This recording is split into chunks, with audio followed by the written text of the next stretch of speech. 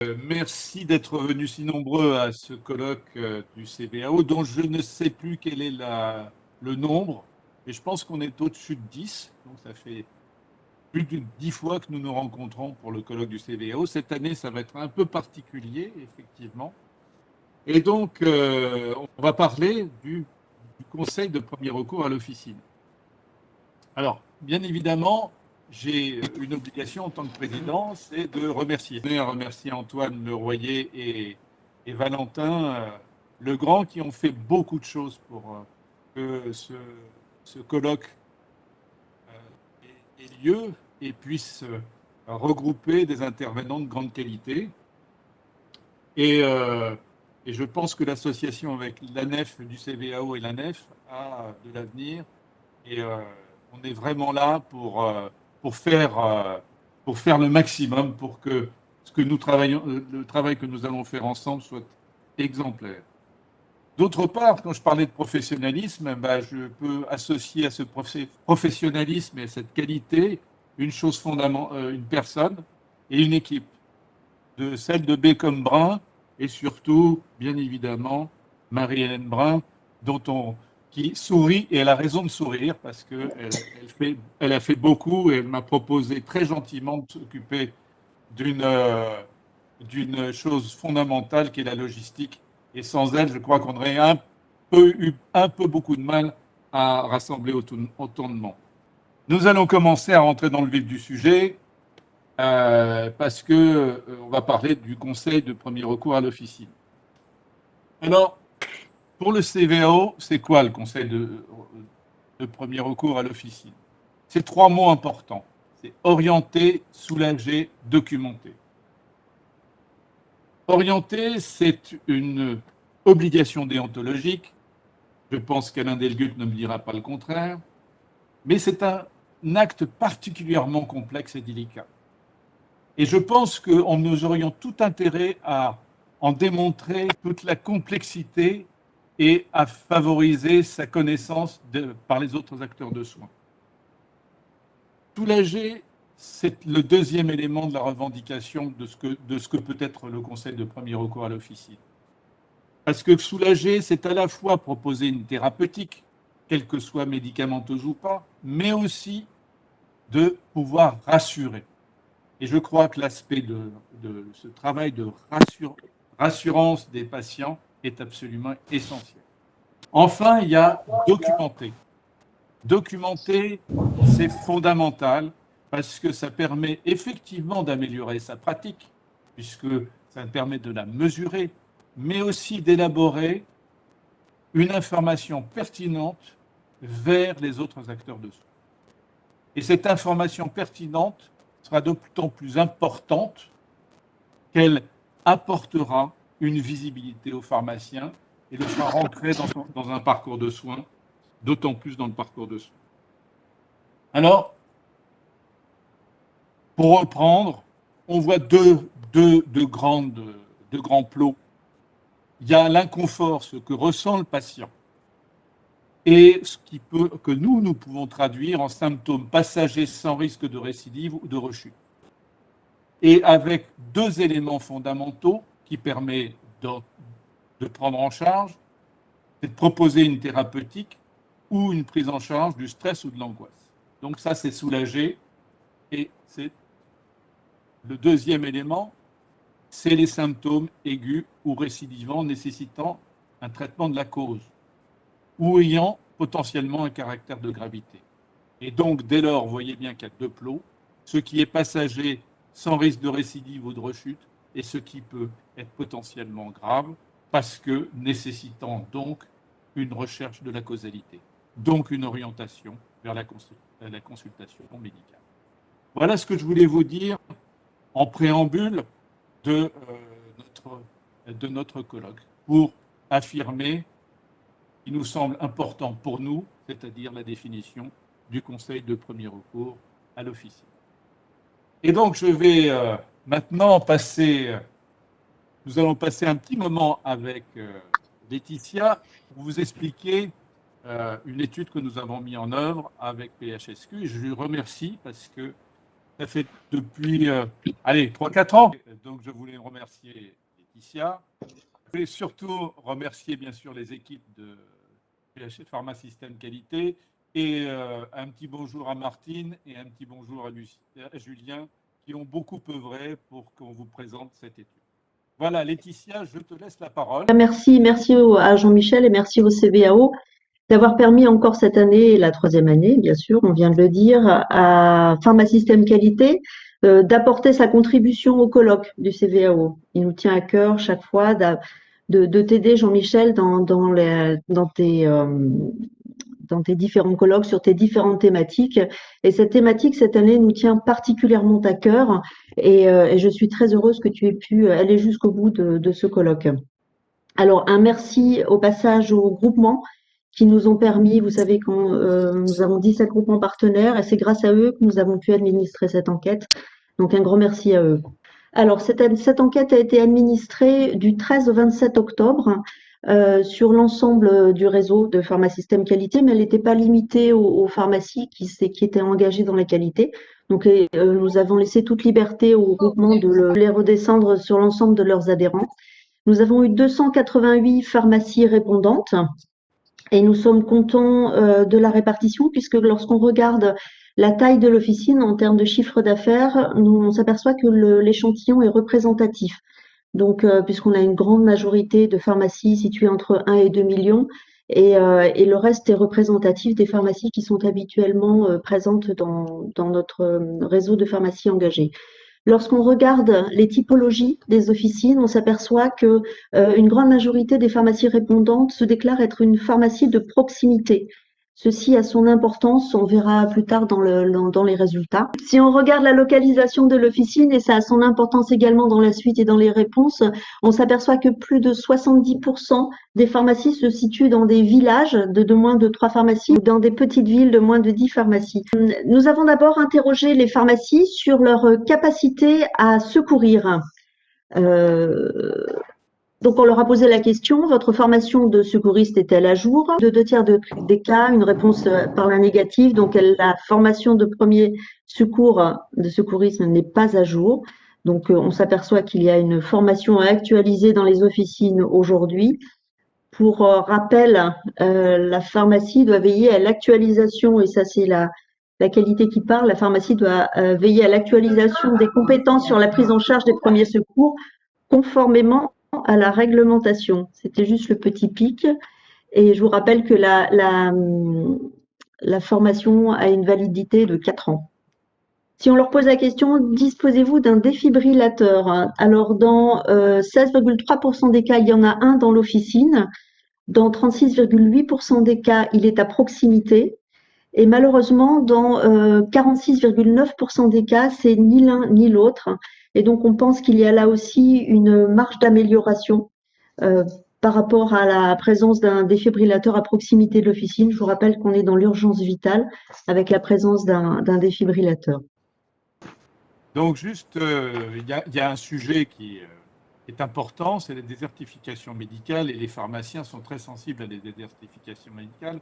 On a voulu savoir quel était potentiellement son impact sur le conseil de premier recours à l'officine. Donc, Laetitia, c'est à toi. Donc, la désertification médicale est-elle un problème pour vous? Alors là, c'est pas vraiment une surprise. Dans 71% des pharmacies ayant répondu, il y a un sentiment d'une difficulté d'accès aux soins. Poser la question aux pharmaciens, est-ce que la désertification médicale est un problème pour vous? Et sans surprise, on s'aperçoit que dans plus de 70% des cas, 71% des cas, les pharmaciens ont le sentiment d'une difficulté d'accès aux soins au niveau de leur pharmacie, ou en tout cas dans leur environnement. C'est une réponse globale. Alors, si on regarde par croisement en fonction de la localisation, on voit bien qu'il y a 2 groupes. La majorité, la grande majorité, que ce soit le village ou la ville moyenne, c'est à peu près une constatation qui dépasse, qui se place entre 70 et 80%, sauf dans les grandes villes. Donc là, on pouvait s'y attendre relativement. Par contre, quand on regarde ceux qui disent voilà, c'est un problème, on constate que là, effectivement, eh bien, à part les grandes villes qui on ne constate pas de différence, moins de différence de comportement vis-à-vis du Conseil, on voit bien que là, ça dépasse les 90%, l'impact sur le Conseil pour le village, 85 et 85% pour les petites villes ou les villes moyennes.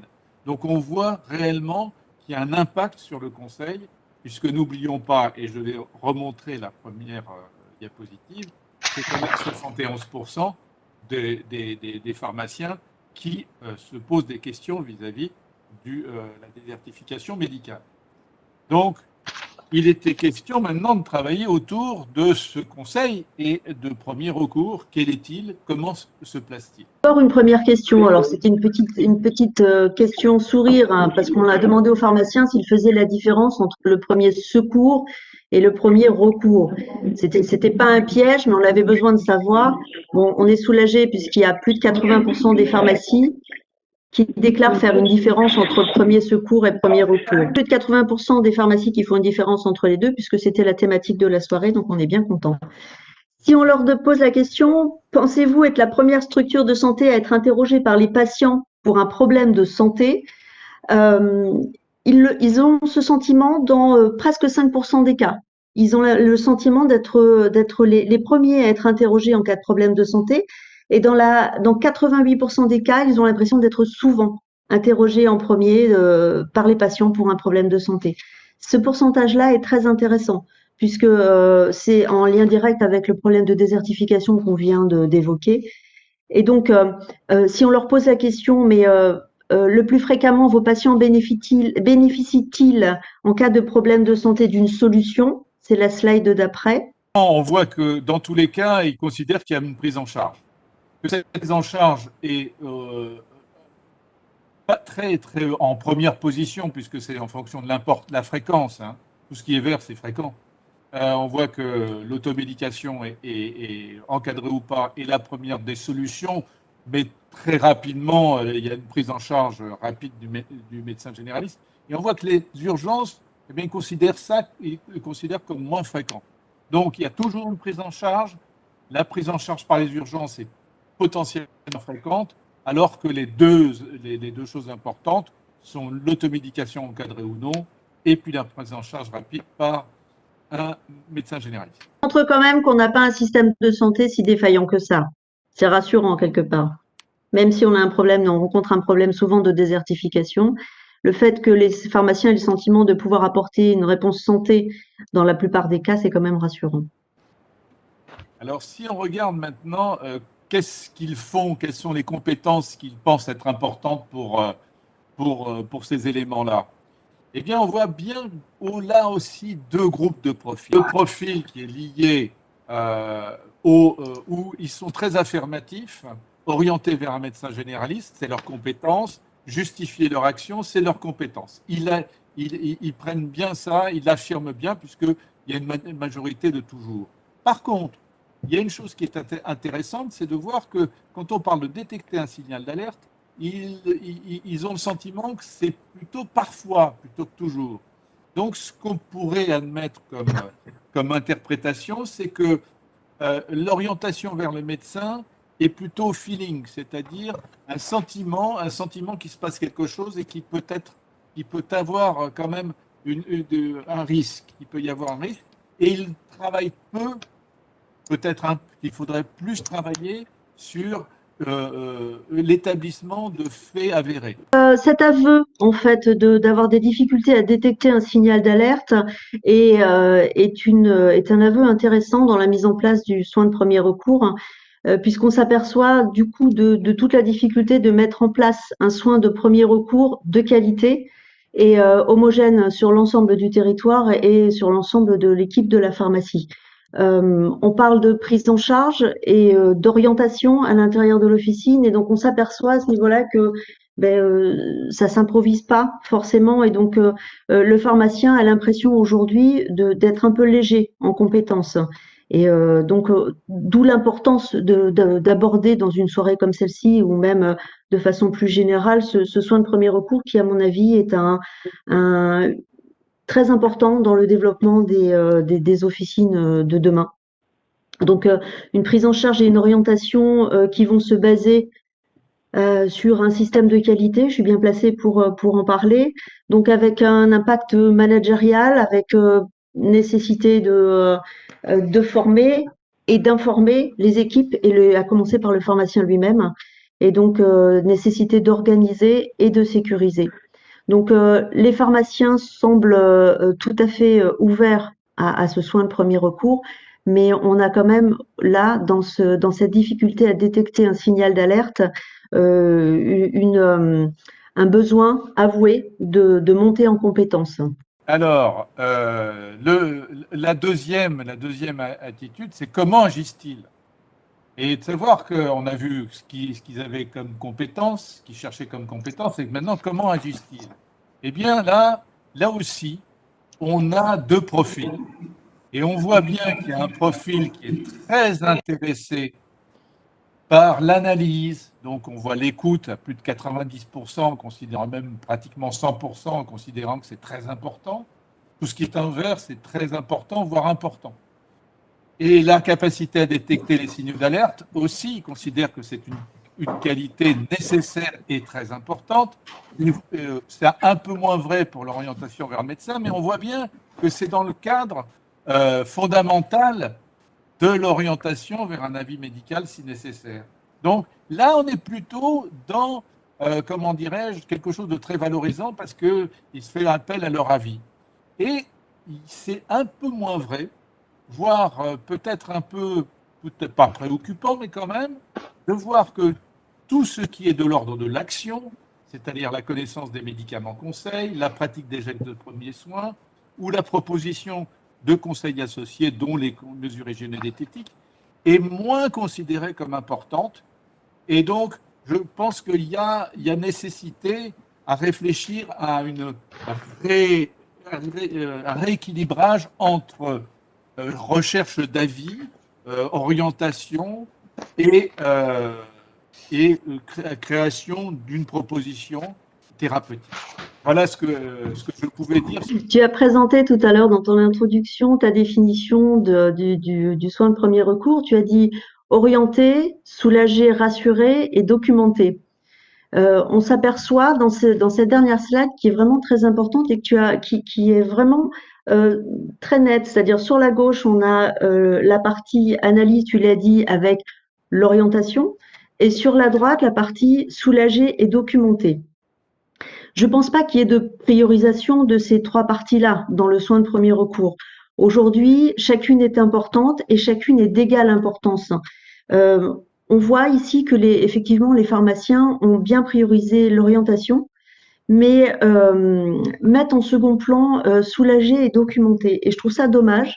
Alors, c'est du déclaratif, hein, on est d'accord que sans doute qu'ils se sentent encore une fois peut-être pas compétents suffisamment. Nous savons que les pharmaciens sont des gens très humbles et très modestes. Mais si on prend l'exemple, par exemple, du Netcare en Suisse, on s'aperçoit que dans 75% des cas, c'est le pharmacien qui va trouver une solution à la problématique de santé qu'a la personne en rentrant dans l'officine. Donc ça veut dire que orienter, c'est bien, mais soulager et documenter, c'est également très important. Donc quand tu dis que le rééquilibrage est important, moi je trouve qu'il est fondamental, Jean-Michel, et que dans ce soin de premier recours, qui me semble être une mission fondamentale à venir pour les pharmaciens, tout est d'égale importance et qu'il va vraiment falloir se poser la question de savoir pourquoi ces pharmaciens nous disent que leur connaissance des médicaments, leur pratique des gestes de soins de premier recours, de premier secours, de premier soin, pardon, et les conseils associés qui sont leur cœur de métier, qui sont leur âme, qui sont leur pourquoi ils sont là, ils les mettent pas en avant. Donc moi, c'est une slide qui m'interpelle.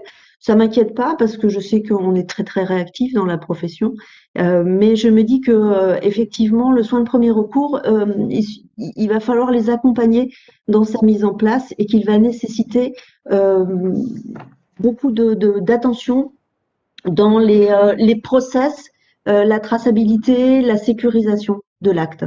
Voilà, donc je suis très impatiente d'entendre ce qui va être dit dans les tables rondes qui vont suivre. Et en tout cas, merci pour cette thématique, Jean-Michel, qui nous permet à nous, Pharma Système Qualité, de mettre en avant, encore une fois, si c'est nécessaire, tout l'intérêt de la qualité dans la mise en place des nouvelles missions dans les officines. Alors, merci Laetitia. Je vois que Jean-Jacques Zambrowski nous a rejoints et je l'en remercie. Une chose, c'est que je vais laisser la parole à Marine Couvet qui a fait avec la nef un début de réflexion autour du premier recours. Donc, Marine, est-ce que tu peux prendre la parole, s'il te plaît, pour nous parler rapidement du sentiment des étudiants par rapport au premier recours? Alors, en effet, en avril 2020, l'ANEF a eu la volonté de travailler sur le sujet du premier recours avec le CVAO. Donc, dans un premier temps, nous avons réalisé une enquête à destination des étudiants. L'objectif était d'avoir un aperçu de ce qu'est le premier recours concrètement pour les étudiants. Donc, pour vous présenter très succinctement les résultats, ce questionnaire a été adressé aux étudiants au mois d'avril et a recueilli 1107 réponses, avec une majorité de réponses de la part des étudiants de 3e, 4e et 5e année. Donc, pour les étudiants, il existe plusieurs types de demandes de la part des patients au comptoir. Deuxièmement, les étudiants rejettent l'idée que le premier recours soit un diagnostic. Cependant, ils affirment qu'il s'agit d'une dispensation de médicaments et ou de conseils, et ils l'associent avec une orientation, donc si nécessaire vers une consultation ou vers une téléconsultation par un autre professionnel de santé. Ensuite, nous avons questionné les étudiants pour savoir sur quoi ils basent leurs conseils au comptoir. Les réponses montrent qu'ils se basent essentiellement sur leurs acquis universitaires, donc ce qui est enseigné, appris à la faculté, puis dans un second temps sur leurs expériences officinales. Donc ça démontre la volonté des étudiants de s'ancrer dans la pratique, mais sans pour autant tourner le dos aux acquis universitaires. Et le recours à des lectures scientifiques et ou des recommandations est légèrement moins plébiscité. Alors ensuite, Valentin, si tu veux prendre la suite. On tire également de cette étude que 85% des étudiants considèrent que la création d'un répertoire avec les demandes et les requêtes de premier recours à l'officine serait utile, voire même absolument nécessaire. Et c'est pour cela qu'avec l'ANEF et le CVAO, on est en train de créer un réseau national de réflexion pour pouvoir travailler avec un maximum d'étudiants motivés sur la thématique. D'ailleurs, on a énormément de retours positifs sur cette thématique de travail pour pouvoir aboutir justement à l'élaboration de ce répertoire et puis être force de proposition sur le premier recours. Donc, Jean-Jacques, merci de nous avoir rejoints. Je vais demander à Jean-Jacques Zambrowski de parler de l'efficience du système de soins. Et en tant qu'économiste de la santé, je pense qu'il est tout à fait prêt à nous donner ses éclairages sur qui reste un grand problème. Jean-Jacques, tu as la parole. Bonjour à tous ceux que je connais, nombreux dans la liste que je vois à la droite, là sont des amis de très longue date. Alors, je voudrais peut-être partager avec vous d'abord quelques éléments de définition avant de vous donner la parole, c'est-à-dire quelques définitions parce qu'il s'agit de parler d'efficience. Qu'est-ce que c'est que l'efficience? C'est la capacité de parvenir à un maximum de résultats avec un usage judicieux des ressources, on va dire un minimum de ressources, en tout cas sans les gâcher, et ça ne doit pas être confondu avec l'efficacité. Une action peut être parfaitement efficace, mais ne pas être efficiente si elle utilise des moyens disproportionnés. Et vous savez naturellement que notre système de santé, il est financé essentiellement à 80% pratiquement par l'assurance maladie, donc système de mise en commun des ressources, encore que vous allez voir exactement ce qu'il faut entendre par ressources, mais on ne peut pas prélever plus dans la poche des Gaulois. Déjà, notre productivité, notre compétitivité est éventuellement mise en échec par rapport à certains pays concurrents. Si on prélevait plus, il faudrait que les firmes vendent plus cher, et si elles vendaient plus cher, les produits et les services, on serait plus du tout compétitif. Donc, on ne peut pas prélever plus, on est arrivé au maximum, on est d'ailleurs à un record en France des prélèvements. Donc, il s'agit d'obtenir le meilleur résultat possible pour la quantité d'argent qu'on dépense. Et je vous rappelle que notre système en France, l'assurance maladie, c'est aux alentours de 200 milliards d'euros par an, ce qui est énorme par rapport aux 2200 milliards de richesses que notre pays produit chaque année. Alors, il y a 3 niveaux finalement d'efficacité que dans notre univers de la santé, nous connaissons bien. Il y a l'efficacité. L'efficacité, c'est ce qui sert à faire rentrer un médicament sur le marché ou un dispositif médical, sont les études de phase 3. Mais vous savez comme moi que les études sont faites avec un protocole qui a de nombreux critères d'inclusion et d'exclusion, qui sont confiés à des experts qui ont une pratique extrêmement pointue, et puis qui, à l'occasion de l'expertise, vont mettre en œuvre des protocoles expérimentaux extrêmement rigoureux dans le but de colliger les résultats d'une manière qui laisse pas la place à la critique ou au doute ou à l'aléa ou à des interrogations sur la vraisemblance du résultat obtenu. Donc, c'est tout à fait expérimental. D'ailleurs, ça s'appelle un essai clinique. Un essai, c'est par nature expérimental. Et en fait, puisque c'est expérimental, ça répond à la question, est-ce que ça peut marcher? Est-ce que ça peut marcher? On va essayer de le prouver dans des études d'effectivité. Et les études d'effectivité, c'est des études, par exemple, de suivi en vie réelle. Et vous savez qu'aujourd'hui, nos autorités de santé, de plus en plus, demandent à ce qu'un nouveau médicament, voire un nouveau dispositif, s'il est onéreux, s'il est vraiment innovant, eh bien, mette en place un observatoire, un registre, dans lequel tous les malades vont être inclus avec une description extrêmement précise des résultats de sécurité, d'efficacité, d'observance, etc. Donc ça répond à la question, est-ce que, non pas ça peut marcher, comme les études d'efficacité, mais est-ce que ça marche dans les conditions de la vraie vie, avec de vrais professionnels de santé qui soignent de vrais malades qui ont parfois, au-delà des conditions d'inclusion ou d'exclusion, qui ont des polypathologies, qui prennent d'autres traitements, dont l'observance est finalement aléatoire, et vous vivez ça dans votre métier, que ce soit à l'hôpital ou surtout en ville, tous les jours. Et puis, alors ce mot d'effectivité est très peu utilisé en français, mais ça veut dire est-ce que c'est effectif, c'est-à-dire réellement efficace. Et puis, il y a le troisième terme qui s'appelle l'efficience. Et l'efficience, c'est est-ce que ça marche dans les conditions de la vraie vie, mais avec une utilisation acceptable des ressources. Alors, il ne s'agit pas forcément de dépenser le moins possible, il s'agit de dépenser le mieux possible. Et dépenser le mieux possible, ça veut dire qu'on va comparer dans une étude aussi rigoureuse qu'une étude clinique, aussi rigoureuse qu'un observatoire placé sous le contrôle de la Haute Autorité de Santé ou de l'Agence nationale du médicament qui s'occupe des médicaments et des dispositifs, comme vous le savez, eh bien, on va étudier le bénéfice obtenu et le coût, les ressources engagées. Alors là, j'ai simplifié en mettant coût-bénéfice, mais ça peut être coût-efficacité, ça peut être ressources exprimées autrement que le coût, parce que les ressources, et ça c'est très important, ça n'est pas que les ressources financières. Avant d'être financières, les ressources sont humaines, par exemple.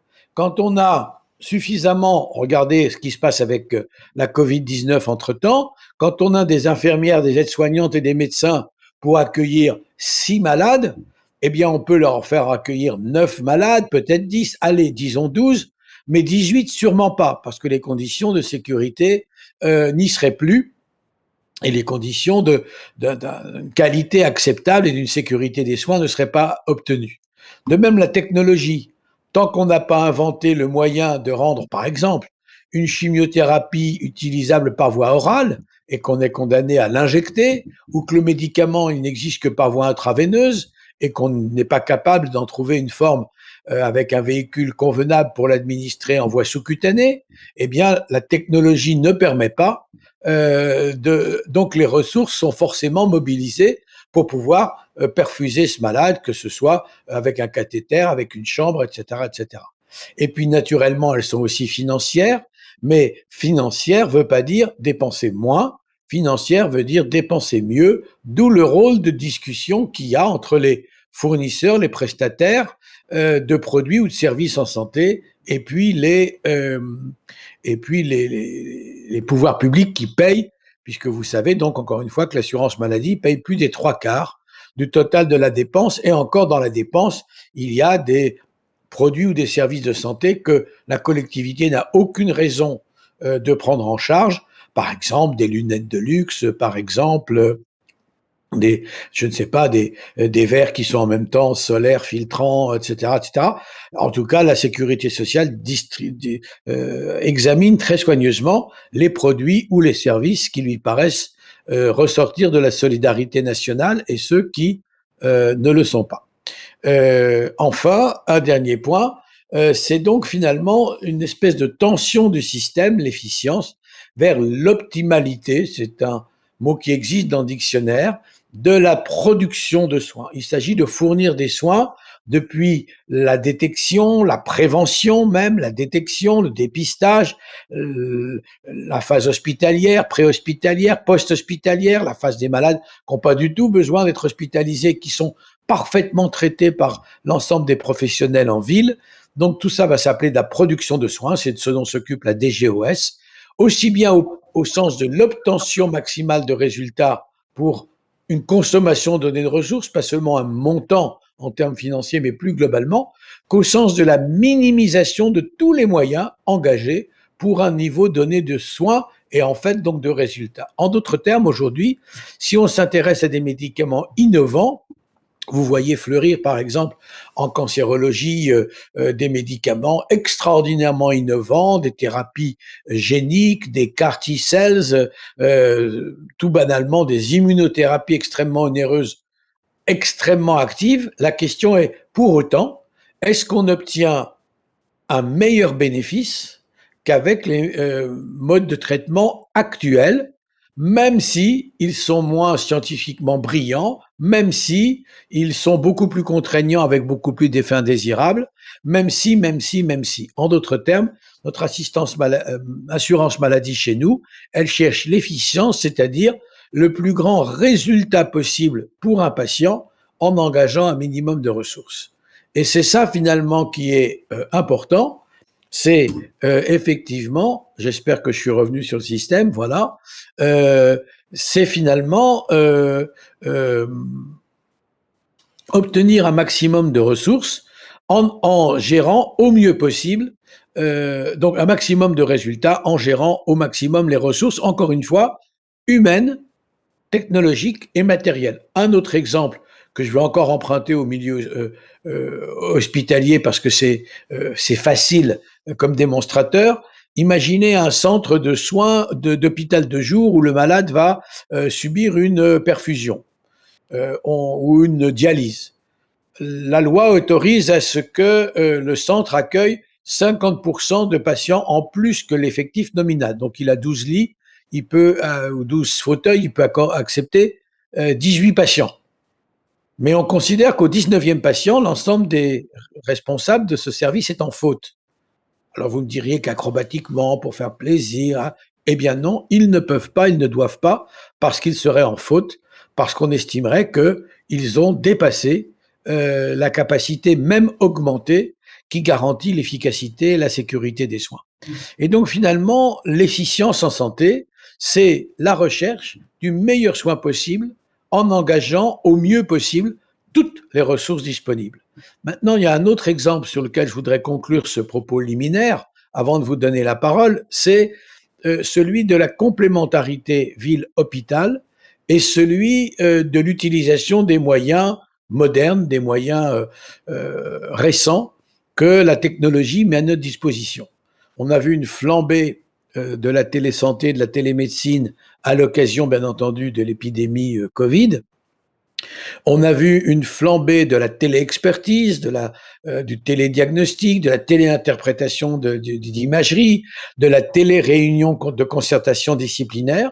Et moi, Philippe Arnaud, que je vois là à l'image, ou Alain le savent bien, je plaide depuis des années pour que le pharmacien, y compris le pharmacien habituel du patient, le pharmacien d'officine, celui qu'on pourrait appeler référent, si le terme était vraiment dans la loi, soit inscrit dans ces réunions. Parce que finalement, le patient, même s'il a une phase d'initiation du traitement qui va être conduite à l'hôpital, eh bien, il va poursuivre ce traitement, y compris les aléas du traitement, les effets indésirables du traitement, les explications sur le traitement, la bonne façon de le prendre, surtout qu'il est peut-être traité par autre chose et que le bilan global, il n'y a que le pharmacien d'officine qui peut le faire. Maintenant, c'est devenu un acte pharmaceutique à part entière, bilan de médication. Eh bien, le pharmacien de ville devrait pouvoir être naturellement associé aux réunions de concertation disciplinaire qui vont installer un régime thérapeutique dans le service de cancérologie. Sauf que, bien sûr, l'officinal ou le responsable de son équipe, l'assistant, l'adjoint qui s'en occupe, peut pas forcément aller à l'hôpital pour une matinée entière. Eh bien, aujourd'hui, avec les moyens modernes, comme ceux que nous utilisons à l'instant, il y a parfaitement le moyen de s'associer en toute connaissance de cause, en toute authenticité de participation à la phase qui concerne un patient et un dossier dont on a à connaître, d'autant que les médecins hospitaliers, je suis bien placé pour en parler, ne savent rien du patient en dehors de l'hôpital, en tout cas rien d'aussi concret, d'aussi réel que le patient, que le pharmacien ou l'équipe officinale du pharmacien auquel habituellement ce patient fait appel pour aller prendre ses médicaments. Et quand bien même il aurait un médicament qui sera en rétrocession par l'hôpital, parce que pas distribué à l'extérieur, le reste des médicaments que suit le même patient en général, il le prend à l'officine la plus proche, ou celle en tout cas qu'il a choisie comme officine entre guillemets référente. Donc, ce que je veux dire par là, c'est que aujourd'hui, l'efficience, c'est de mettre en ordre de bataille au profit d'un patient et d'une pathologie, voire d'un parcours de soins, voire encore au plus large d'un parcours de vie, la totalité des moyens et des professionnels d'un service de santé, y compris des moyens médico-sociaux, c'est-à-dire qui ne sont pas l'apanage des professionnels de santé à proprement parler, mais qui parfois vont amener le patient à avoir des difficultés à se traiter, avoir des difficultés à pouvoir être traité à domicile parce qu'il n'est pas hébergé dans des conditions convenables, et que ça sert à rien de donner des traitements efficaces si le patient ne peut pas se préparer une alimentation convenable, conforme aux bons principes que les nutritionnistes s'efforcent de lui raconter. S'il habite tout seul et qu'il peut pas faire ses courses, il n'y arrivera pas. Donc, le pharmacien, parce qu'il est au contact direct du patient dans la vraie vie, pharmacien d'officine, en liaison avec son collègue hospitalier, en liaison avec l'ensemble des professionnels, d'où l'utilité d'un dossier communicant, etc., va pouvoir assurer la pleine efficience du système. Et vous voyez que ça n'est pas plaidé pour dépenser plus, c'est plaidé pour dépenser moins, parce que ces outils, ils existent déjà. Ces outils avec le DP et avec le dossier pharmaceutique, je veux dire, et demain, quand il marchera vraiment, le dossier médical partagé, tout ça existe. Le pharmacien comme professionnel de santé existe, et la liaison entre le prescripteur, le dispensateur, l'accompagnateur, le pédagogue du traitement doit se faire mieux qu'elle se fait. La vraie efficience pour moi, c'est la bonne utilisation de chacun des professionnels autour d'un patient, à condition que chacun ait l'information qui lui permet d'apporter sa pierre à l'édifice, au bon moment et en pleine concertation. C'est le système de santé vers lequel il faut que nous tendions. Sinon, on continuera de faire de la médecine du 19e siècle, voire du 20e, sauf qu'on est déjà au 21e et que ça fait déjà un 5e du 21e siècle qui est passé. Or, il se trouve que nous faisons, pour beaucoup d'entre nous encore, une médecine du 20e siècle et nous croyons en être fiers. La France avait une place prépondérante parmi les pays d'Europe, pour pas parler d'ailleurs dans le monde. Elle a perdu cette position, non pas parce que les gens sont moins bons, mais parce que le système n'a pas évolué, le système de la relation ville-hôpital, le système de fonctionnement de nos hôpitaux, le système d'accès à la formation initiale et continue, tout ça devrait être largement revisité totalement. Et je terminerai simplement en disant qu'il y a eu un début de commencement de discussion autour de la rémunération insuffisante des personnels infirmiers et autres personnels hospitaliers non médicaux. C'est juste le début d'un Ségur de la santé. Il faudrait aller beaucoup plus loin, mettre notre système à plat, complètement à plat, et fabriquer une médecine appropriée aux moyens diagnostiques et thérapeutiques d'aujourd'hui, et non pas adaptée aux moyens diagnostiques et thérapeutiques ambitieux, fabuleux, des années que nous vivons et que nous allons vivre à mesure que le temps passe.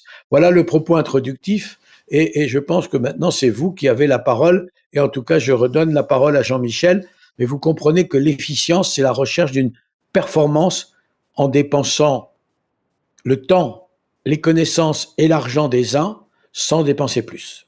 Je te remercie, Jean-Jacques, de cette introduction sur l'efficience, effectivement, qui dépasse le premier recours, mais qui avait l'ambition d'être beaucoup plus large et je pense qu'être très instructif par rapport à tout ce qui pourrait être effectivement cette cassure des silos qui est extrêmement délétère pour notre système. Le pharmacien, il est le premier recours avant l'hôpital. Il est un professionnel de santé maintenant de plus en plus et de mieux en mieux reconnu, de proximité, beaucoup plus facilement finalement accessible maintenant que beaucoup de médecins. Mais il est aussi le deuxième recours, le premier recours quand on sort de l'hôpital et qu'on n'a rien compris à ce qui s'est passé et à ce qu'il y a sur l'ordonnance. Et c'est là que le pharmacien va devoir faire œuvre de pédagogie. Sauf que s'il n'a pas la compétence et qu'il n'a pas le temps ou qu'il ne sait pas le trouver, eh ben, il ne saura pas faire. Le pharmacien est le premier recours, non pas au sens simplement de le premier chronologique, mais le premier au sens du plus immédiat et du plus accessible. Il fait aussi moins peur, même si certains pharmaciens mettent une blouse blanche avec un beau badge accroché, il fait moins peur que le médecin.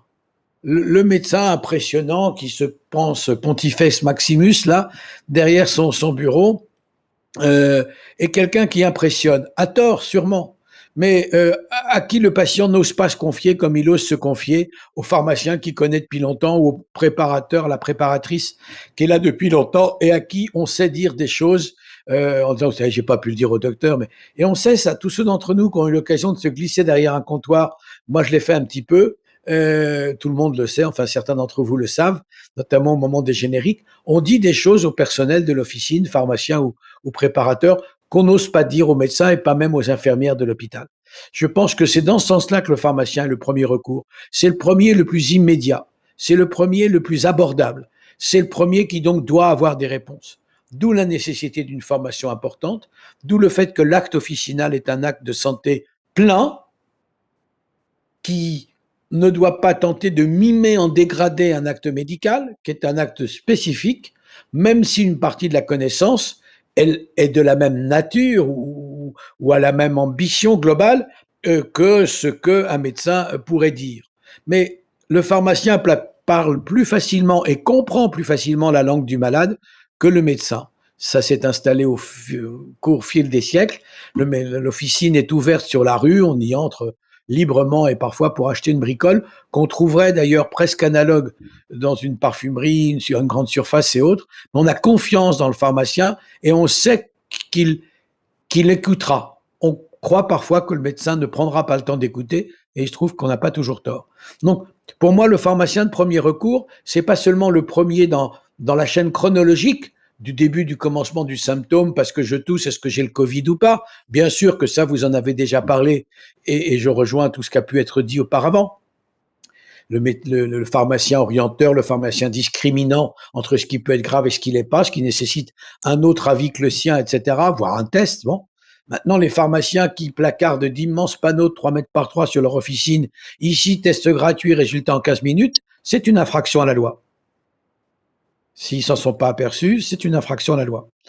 Cela étant dit, encore une fois, il reste un recours de proximité avant, après, à la place d'autres recours. Donc, c'est effectivement le recours le premier que quelqu'un le met en matière de préférence, oui, parce que le plus abordable. Le pharmacien, on va le voir, ça coûte rien, il vous prête une oreille, j'espère, attentive et compétente, et il est beaucoup plus facile à aborder qu'un autre professionnel de santé, qu'un médecin qui, encore une fois, a tendance, je le sais pour avoir fait ce métier depuis 40 ans, a tendance à pontifier derrière son magnifique bureau, en mettant une barrière entre lui et le patient. Le pharmacien ne peut pas se permettre de mettre autant de barrières. Le médecin, le malade lui déverse ses poubelles 15 fois, 20 fois par jour. Si le médecin mettait pas cette barrière, je pense que beaucoup de médecins y succomberaient.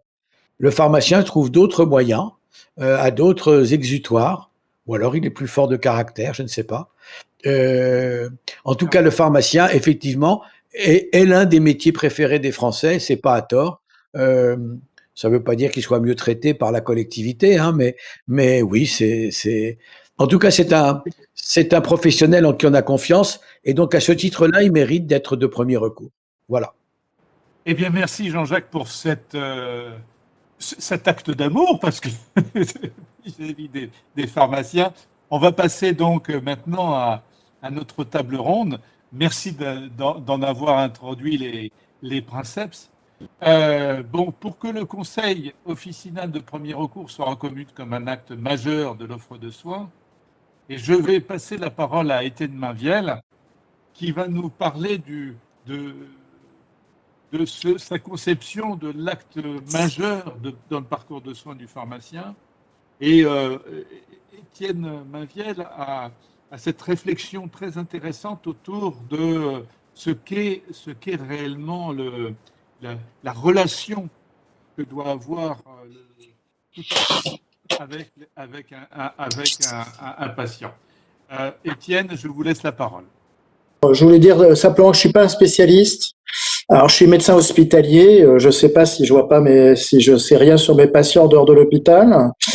Et je suis aussi professeur à l'école polytechnique en management et en économie et directeur de recherche au CNRS. Et je suis aussi membre, je préfère le dire, du conseil scientifique de l'assurance maladie. Donc, si j'ai accepté la proposition, c'est de Jean-Michel Morowski, j'étais assez passionné par la curiosité de Jean-Michel Morowski. Alors, comme je suis pas un spécialiste, je me suis un peu piqué au jeu en proposant des idées. Mais alors, je m'excuse d'emblée parce que je suis tout à fait susceptible de dire des bêtises encore plus que d'habitude.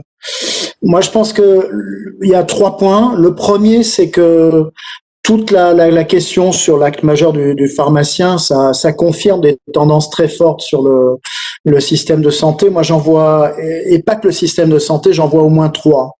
Bon, il y a l'histoire du parcours coordonné, personnalisé, ça a été dit, redit. C'est évident que tous les acteurs du système, ça ne veut pas dire qu'il y a des actes de reconnaissance concrets en retour, mais reconnaissent de plus en plus le rôle du pharmacien de ville, d'officine. Ça, je crois que c'est quelque chose qui est de plus en plus dans les esprits. Il y a une deuxième tendance dans laquelle le pharmacien d'officine, à mon avis, joue un rôle de plus en plus manifeste, c'est le maintien à domicile des patients. C'est-à-dire qu'il y a quand même une tendance de plus en plus claire d'externalisation de l'hôpital vers le domicile, de maintien à domicile quand on peut. Et forcément, le pharmacien de ville, et l'enquête l'a remarquablement montré, est le premier accès aussi dans cette situation par sa proximité. Donc je crois qu'il y a un enjeu très fort à ce niveau qui s'inscrit avec les services à domicile, la télémédecine et tout ce qui conduit à maintenir à domicile. Et puis il y a une troisième tendance dont il me semble qu'on parle moins, mais qui me paraît très importante, c'est que le pharmacien d'officine, c'est aussi le tissu social de proximité. C'est-à-dire que c'est un acteur du lien social de proximité et ça devient un élément de plus en plus important dans l'aménagement du territoire, dans les inégalités territoriales, évidemment, par rapport aux zones rurales. Le pharmacien d'officine, j'ai vu qu'il y en avait beaucoup qui étaient dans des bourgs et des villes où il y en a de petite taille, voire des villages. Et je crois que c'est un élément clé aussi dans l'aménagement du territoire, notamment dans les zones rurales, sur lequel il faut insister. Alors, ça, c'est mon premier point. Mon deuxième point, c'est son rôle. Vous l'avez dit, redit. Moi, j'ai repéré, il y a la dispensation des médicaments et la parapharmacie. Il y a tout ce rôle dans le parcours de prévention, alerte et de suivi et de veille en amont d'une éventuelle hospitalisation au début de l'accès au système et en aval, après une hospitalisation. Je pense qu'il y a une forme d'évaluation qui est clé sur la iatrogénie médicamenteuse, mais qui est beaucoup plus large maintenant que la iatrogénie médicamenteuse, et vous l'avez souligné. Il y a la question de l'orientation qui est évidente maintenant. Ça a été aussi souligné par l'enquête. Les conseils à la personne. Et puis à nouveau, il y a toute cette notion d'écoute qui a un double rôle, c'est-à-dire qu'elle a un rôle psychologique, de réassurance psychologique, mais aussi de lien social, c'est-à-dire que je soupçonne certains patients de venir à la pharmacie parce qu'ils connaissent bien leur pharmacien. Il y a une relation de longue date. Et c'est pour eux un moment, j'allais dire presque de convivialité, au-delà de l'aspect de santé. Et puis, le dernier point, on pourrait dire, c'est les actes délégués qui sont en débat, où on voit que le pharmacien de ville peut jouer un rôle. Alors, c'est mon troisième point. Comment l'affirmer, ce rôle majeur? Je pense que c'est surtout évidemment sur le parcours et puis sur tout ce qui est actes délégués, lien social, qu'il y a des choses et conseils, qu'il y a des choses à construire. Alors, il y a des outils, vous avez parlé des répertoires. Bon, moi, j'avais pas repéré, mais si ça ressort de l'enquête comme prioritaire, je crois qu'il n'y a pas la masse dite, il faut y aller. Il me semble qu'il y a des questions d'outils d'aide à la décision en temps réel. C'est-à-dire que, alors je travaille au Centre de lutte contre le cancer de Gustave Roussy. Je suis peut-être biaisé, mais je trouve que les protocoles thérapeutiques sont devenus très compliqués, même pour des médecins non oncologues, et même entre oncologues, quand vous n'êtes pas dans la branche spécifique, c'est pas certain de percevoir toutes les subtilités d'un protocole thérapeutique avec les nouvelles molécules.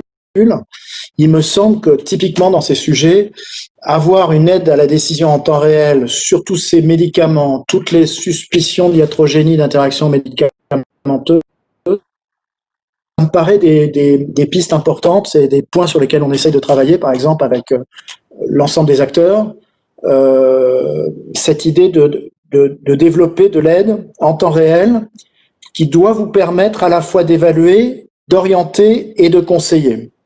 Le deuxième aspect, c'est la communication. Donc, il est certain qu'il faut consolider ces aspects de communication, de dossiers partagés. C'est un exercice qui est fastidieux, laborieux. Les dossiers communicants de pharmacie, je ne sais pas s'il y a des pros de ces démarches, mais c'est toujours des longs process. Mais c'est sûr que c'est un passage incontournable dans le futur. La traçabilité des actes, c'est fondamental pour la reconnaissance, évidemment, qui est cet aspect de documentation.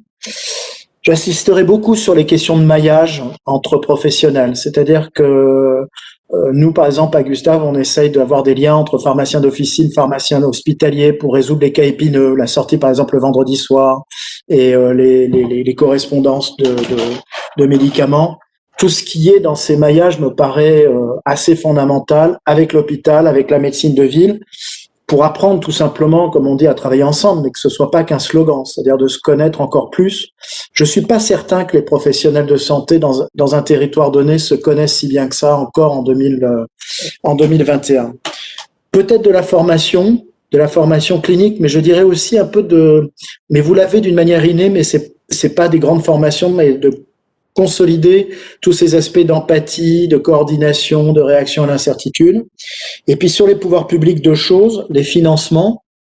Donc il est évident que vous êtes un partenaire important et qui devait avoir la place dans les raisonnements. Donc moi j'ai fait partie du conseil là de réforme de Jean-Marc Aubert il y a 1 an sur les propositions de la task force Aubert pour l'évolution des financements.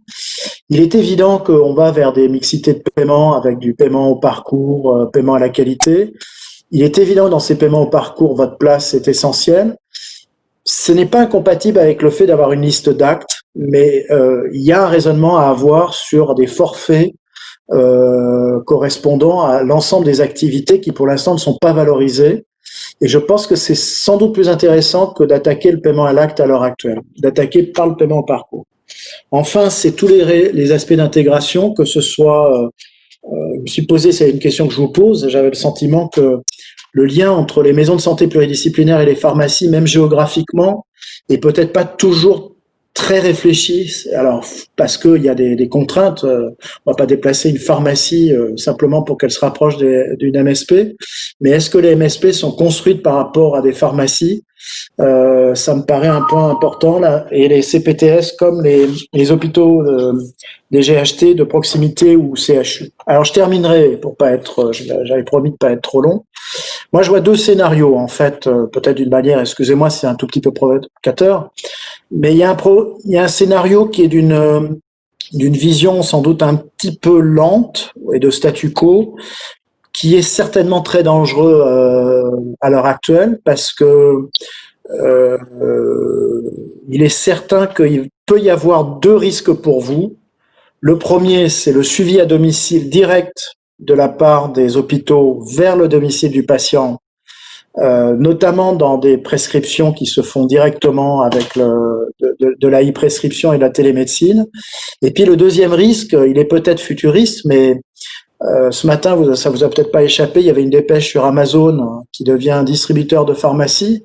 Je sais que c'est des sujets qui sont pas plaisants et j'aimerais aussi être dans un discours d'amour, mais je crois que le rôle, c'est aussi de parler franchement sur ces sujets-là. Il peut y avoir un risque.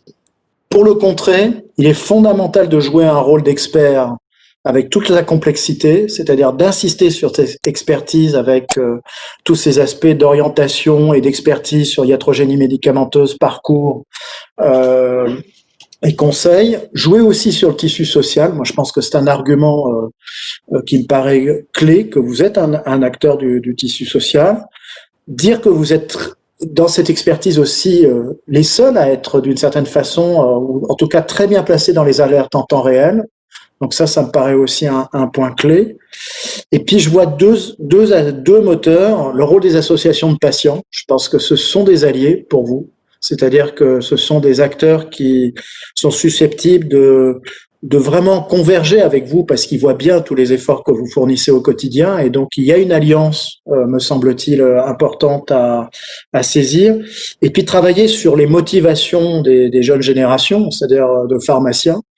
Il me semble que c'est important dans toutes ces réflexions sur l'évolution du métier, de comprendre ce qui motive et motive pas, parce qu'on a de plus en plus d'études, vous savez, qui posent des questions d'attractivité des métiers. Je ne sais pas ce qu'il en est pour le vôtre, mais c'est très important de comprendre ce qui motive à l'heure actuelle un pharmacien d'officine. C'est des questions que je vous pose. Généralement, on classe les incitations financières et les incitations non financières. Il me semble que la reconnaissance, par exemple, de votre place dans le système me paraît un point clé et de motivation. L'organisation dans le parcours, le rapport entre vie privée, vie professionnelle, toutes ces questions qui me paraissent aussi et le temps consacré dans ce cas-là à votre activité professionnelle. Voilà, c'est des pistes. Je m'excuse d'emblée s'il y a eu beaucoup de bêtises et de sujets qui étaient décalés par rapport à votre vision, évidemment, du métier. Je ne suis pas certain de vous suivre sur ce chemin. Je pense que c'était passionnant. Il y a une chose qui m'intéresserait, dont on pourra parler, c'est la réaction à l'incertitude. Je pense qu'en ce moment, c'est une donnée qui m'apparaît très importante. Vous parliez des associations de patients. Nous avons le plaisir d'avoir parmi nous, pour en parler, Françoise Alliot-Launois, qui est vice-présidente de l'AFLAR. Françoise, tu as la parole pour nous parler un petit peu de ce que peut être le soulagement pour un patient. Merci beaucoup, cher Jean-Michel, pour cela. Et je suis très heureuse d'avoir pu entendre les orateurs précédents et ce que vient de dire Étienne Mainviel. Et moi qui ai la lourde tâche et l'honneur de parler de la voix des patients, je vais tenter d'éclairer de ce point de vue. Juste, je voudrais rappeler un point. C'est que 4 millions de personnes, patients ou non, se dirigent chaque jour vers leur pharmacien en France. Et déjà, moi, je voudrais poser le décor, c'est-à-dire que on se rend compte qu'il y a quand même une mission de santé publique qui est sans doute ainsi assurée face à un symptôme, face à une gêne, face à une maladie. La deuxième idée, et là j'arrive cette fois-ci au message clé, c'est que l'usager, je préfère dire l'usager ou le malade plutôt que le client. On pourra rediscuter de cela, mais je pense que ça donne du sens justement de parler du patient, de parler du malade ou de parler de l'usager. On pourra y revenir sans aucun souci. La plus grande solitude du malade face à une maladie chronique, aiguë, un symptôme, c'est dans les grandes villes. Je voudrais tout de suite dire qu'en tout cas, avec ou sans ordonnance, ce malade qui se trouve face à une solitude relative en grande ville particulièrement, c'est difficile d'avoir des accès à des structures médicales, mais en campagne, ça peut aussi l'être. Mais en tout cas, le patient ou l'usager va avoir une démarche active pour chercher un soin, chercher un traitement. Et dans ce sens-là, je voudrais là aussi dire, on est vraiment dans le sens du mot et dans le sens d'ailleurs de la mission, des missions du pharmacien. Il va chercher un soin, il va pas chercher qu'un conseil, il va chercher du soin. Je voudrais prendre l'exemple du patient sans ordonnance. Et il y a deux cas, on le sait. Hein. Il y a le patient qui, déjà, il a choisi son automédication, on va dire, pour son effet attendu. Et il tente, on va le dire, là, pour le coup, de se soigner seul. Mais le pharmacien, lui, il a une compétence extraordinaire, c'est qu'il connaît la structure pharmacologique, la nature pharmacologique, et il connaît les effets curatifs et indésirables. Et là, de toute façon, je crois qu'il aura une réponse à donner, un soin à produire auprès de ce patient-là, parce qu'il va pouvoir optimiser sa démarche. Et on peut dire dans ces cas-là que le patient qui s'automédique, il est déjà quand même dans un parcours de soins et il va être réinséré s'il a tendance à y flotter, il va être réinséré dans ce parcours de soins par ce que va lui apporter le pharmacien sur les effets du médicament, etc. Dans le cas numéro 2, la personne, le patient, il va avoir une demande de soins dirigée vers le praticien qui est le pharmacien.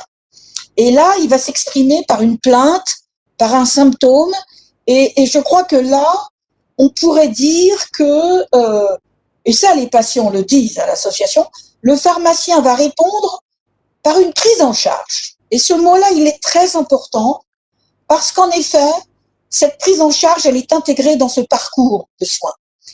On sait que ça va éviter l'errance thérapeutique, on sait que ça va éviter que le patient aille chercher d'autres choses sur Internet.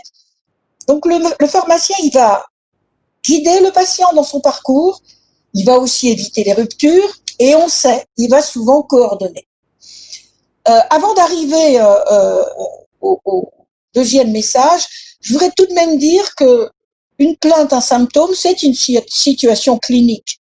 Ça veut dire que, par définition, le pharmacien est amené, il est un clinicien.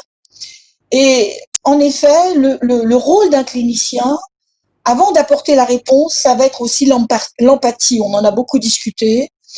Et en particulier, je reviens sur ce qu'a dit Étienne Mainviel sur le lien social, médico-social. En particulier, je crois que là, il y a un espace énorme auprès des populations fragiles. Alors, population fragile, c'est les personnes âgées, mais pas tant, pas seulement. Hein, ce sont les personnes qui sont seules. Ce sont les personnes qui, évidemment, souffrent d'une maladie chronique, qui vont vivre une partie de leur vie, 10 ans, 20 ans, 30 ans, 40 ans avec une maladie chronique.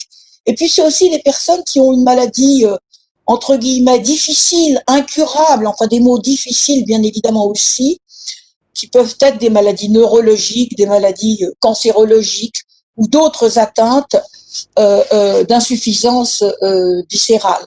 Donc dans tout cela, je crois qu'en tout cas, dans le parcours, le pharmacien est bien dans le parcours, toujours, quelle que soit la situation, il est même un pivot. Et je pense qu'en plus, il a un atout, et on l'a entendu par ce que vous avez dit, c'est-à-dire qu'il détecte le contexte. Il peut détecter le contexte, parce que on sait que 92% des patients sont fidèles à leur pharmacien correspondant. Je rappelle d'ailleurs que la notion de pharmacien correspondant, elle a été légiférée et décrétée. Donc ça, c'est un point très important, mais qui n'est pas suffisamment connu.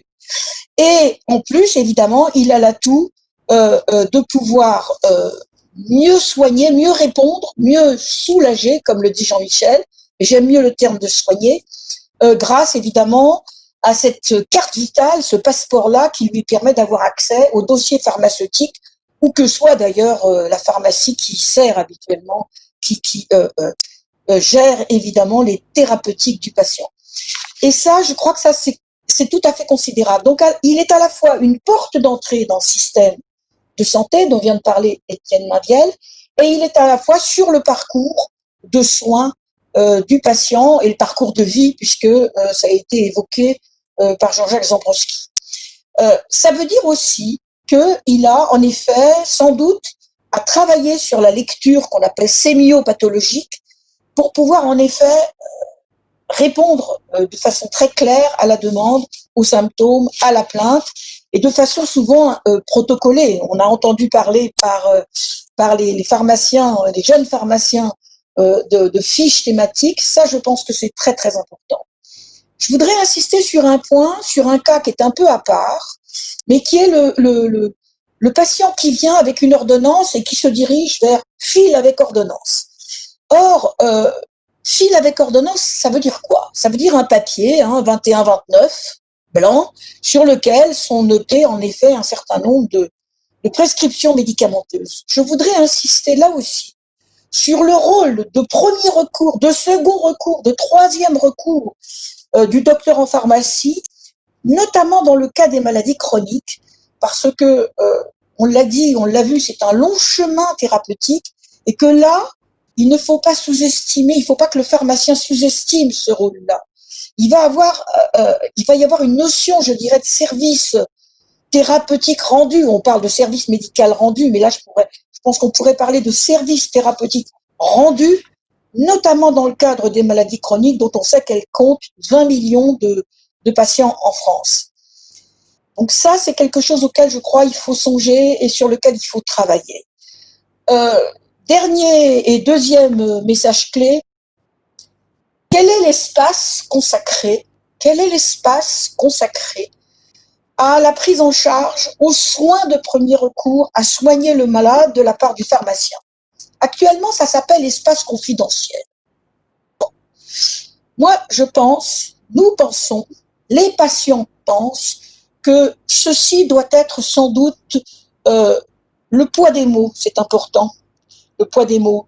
Ceci doit sans doute être travaillé parce que on sait l'importance des mots sur, évidemment, leur sens et ce qu'ils représentent. Lévi-Strauss, dans Triste Tropique, vous le savez, dit « Les géographies font les hommes ». Eh bien, l'espace confidentiel, là, actuellement, il ne porte pas suffisamment ce que représentent ces dimensions du soin et de la prise en charge par le pharmacien.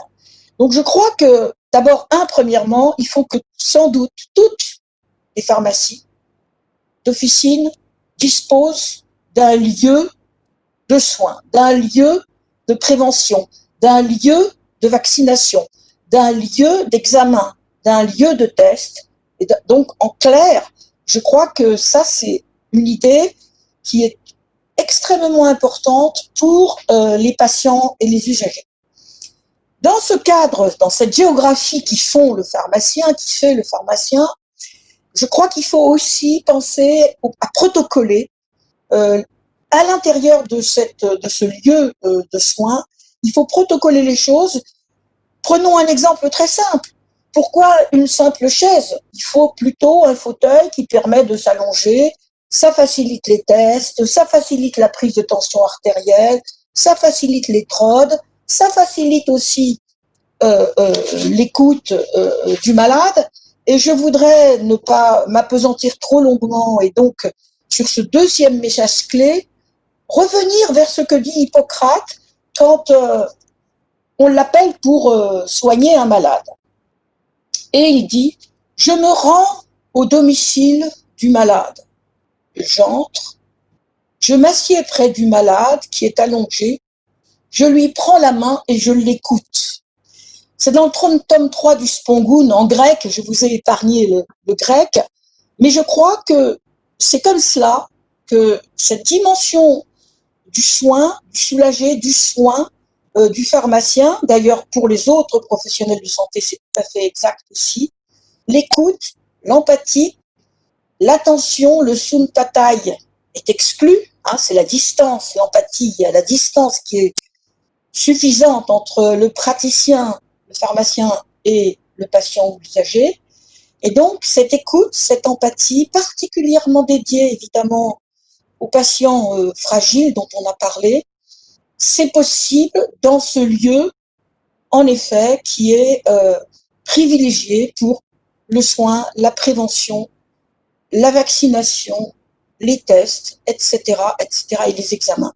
Donc, je crois qu'il faut en effet réfléchir dans le cadre très large du parcours du malade, dans le cadre du système de santé, à travailler sur le sens, évidemment, des missions, sur leur extension, sur leur profondeur, sur les protocoles, sur les fiches thématiques et sur cette relation, en effet, entre le pharmacien et le patient ou l'usager.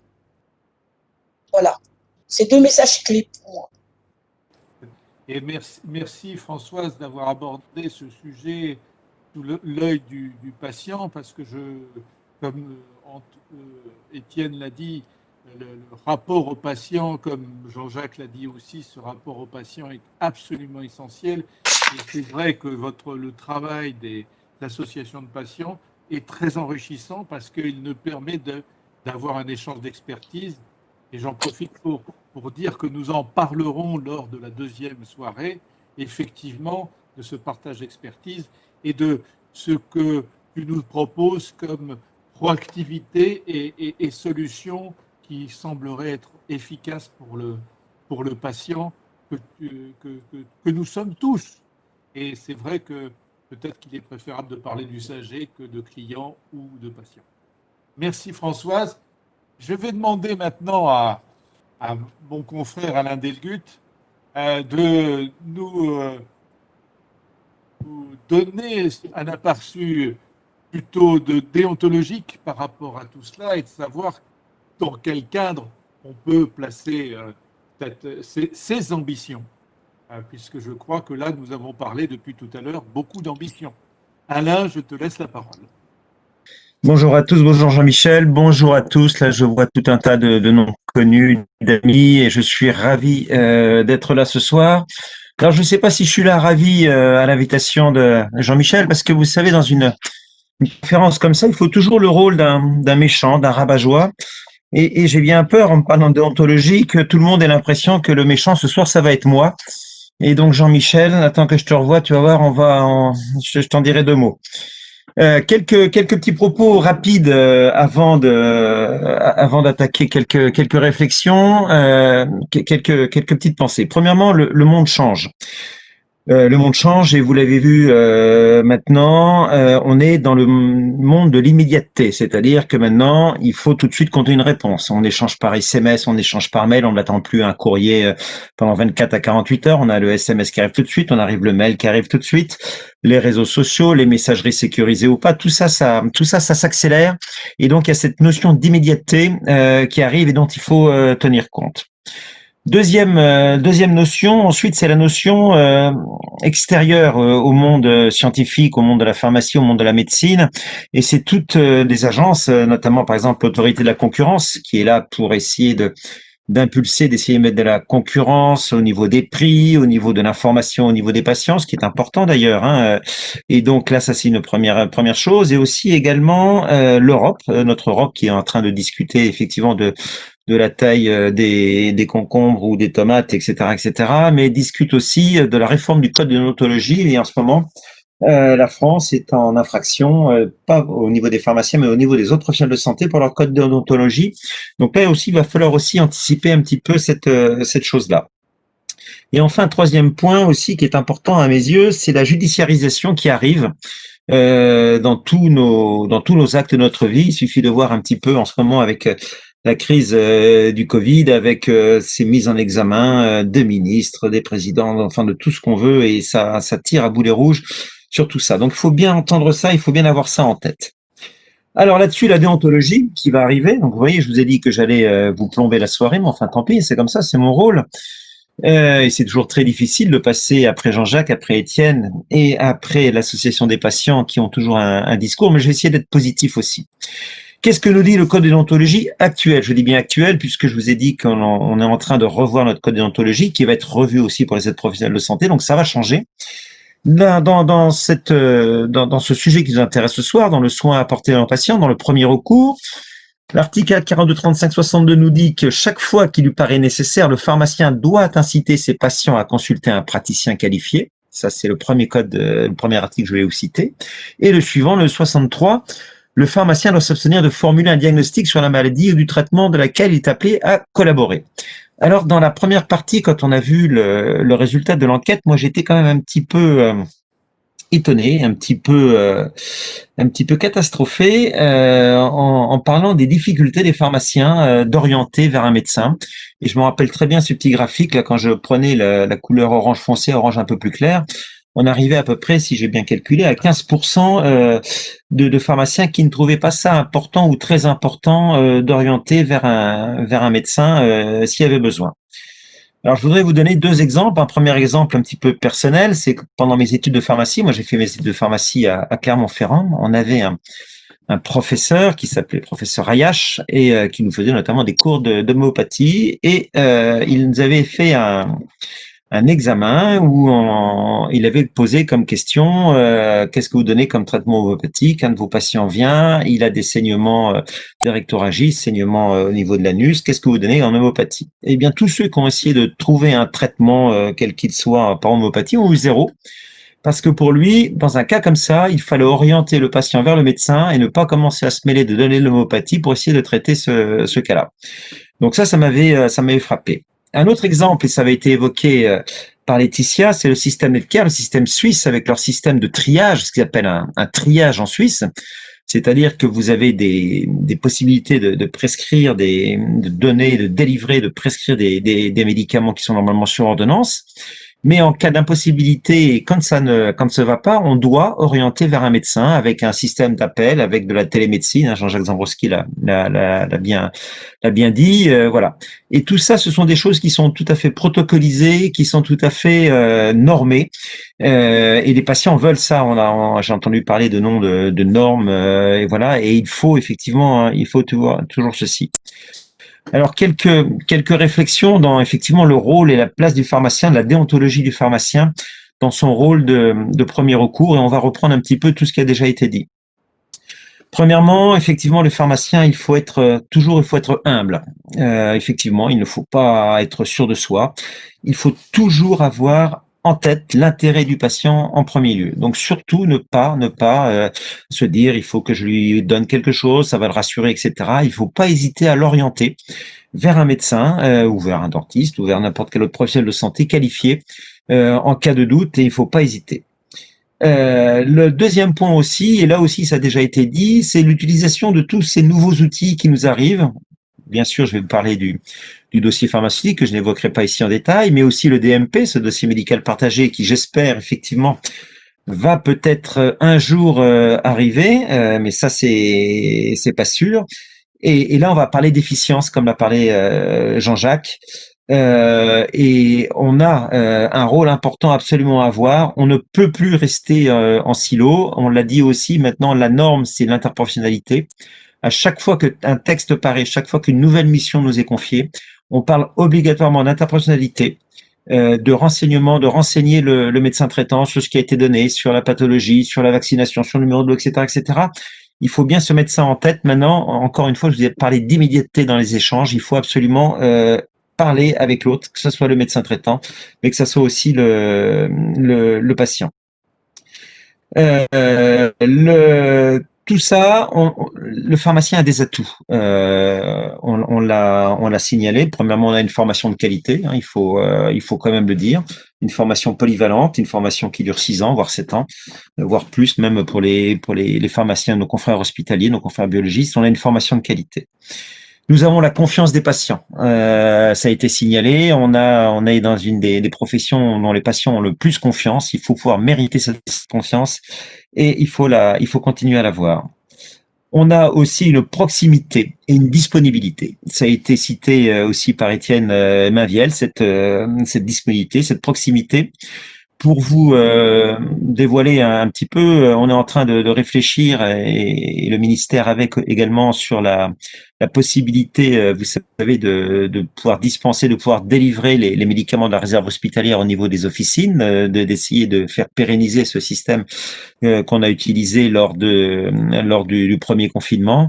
Eh bien, effectivement, il faut que on ait ces outils de téléexpertise, que le pharmacien d'officine soit là avec par visioconférence avec le pharmacien hospitalier quand le pharmacien hospitalier va faire cette première délivrance, va expliquer aux patients les effets indésirables, comment il faut le prendre, etc., etc., pour qu'on ait le même message.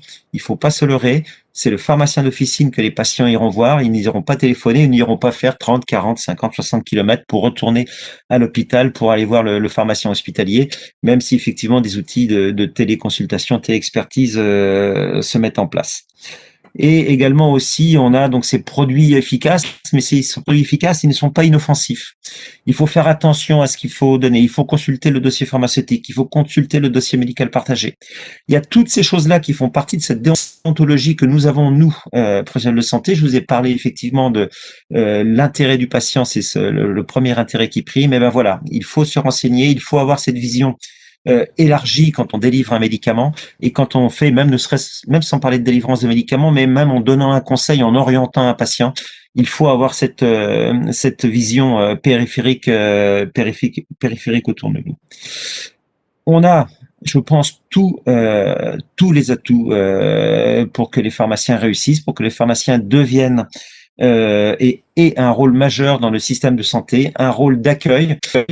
Tout le monde le sait, effectivement, ça a été cité, 4 millions de Français poussent la porte d'une pharmacie tous les jours.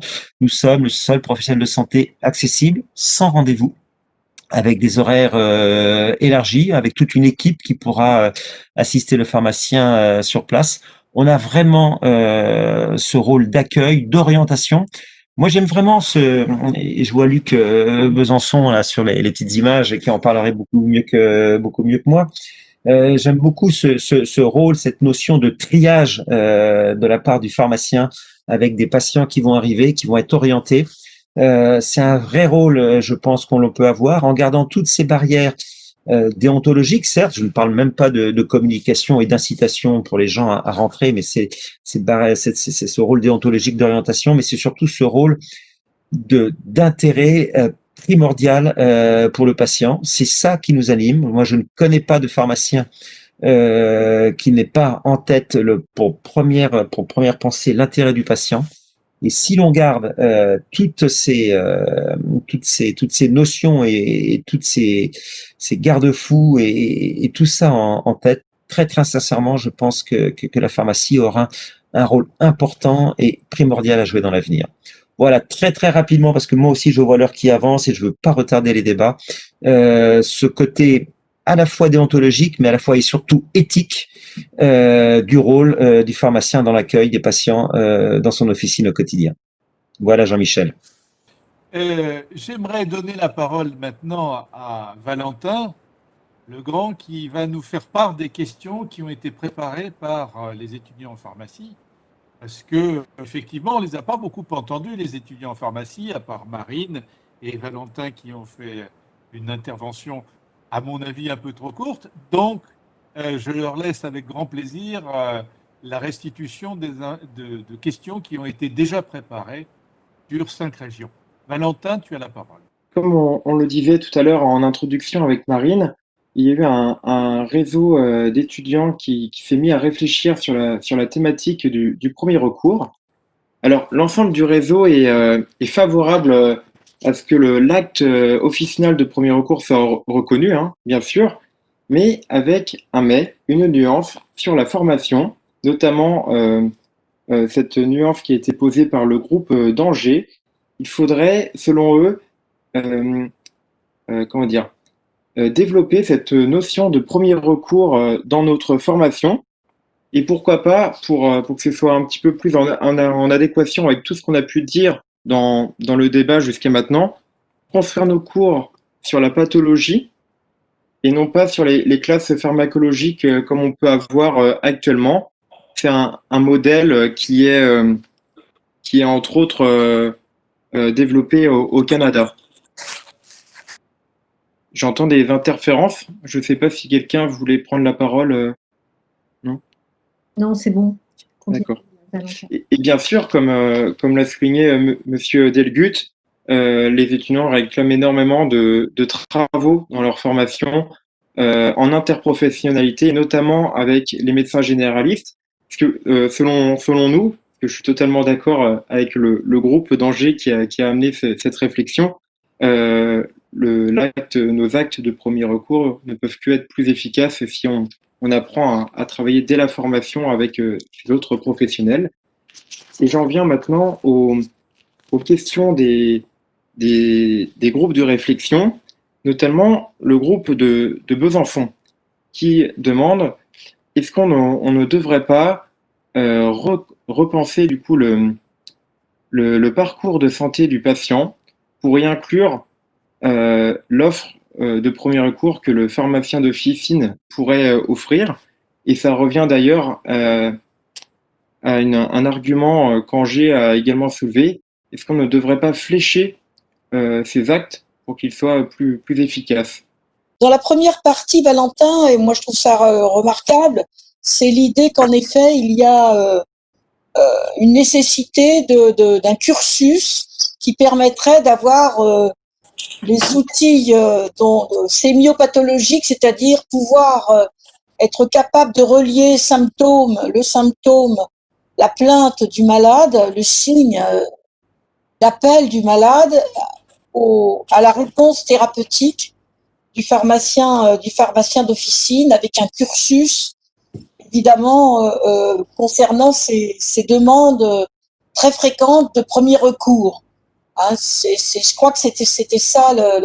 Je pense qu'en effet, alors les associations de patients qui ont des experts, des patients experts, peuvent contribuer à construire cela. Bien évidemment, nous en sommes tout à fait ouverts à cela pour travailler avec les pharmaciens sur ces symptômes et sur les attentes des patients pour pouvoir guider en effet ce travail qui, à mon avis, est très important pour les étudiants en pharmacie et les pharmaciens d'officine d'ailleurs en général. Ça sera utile à l'ensemble des professionnels dans ce maillage du territoire.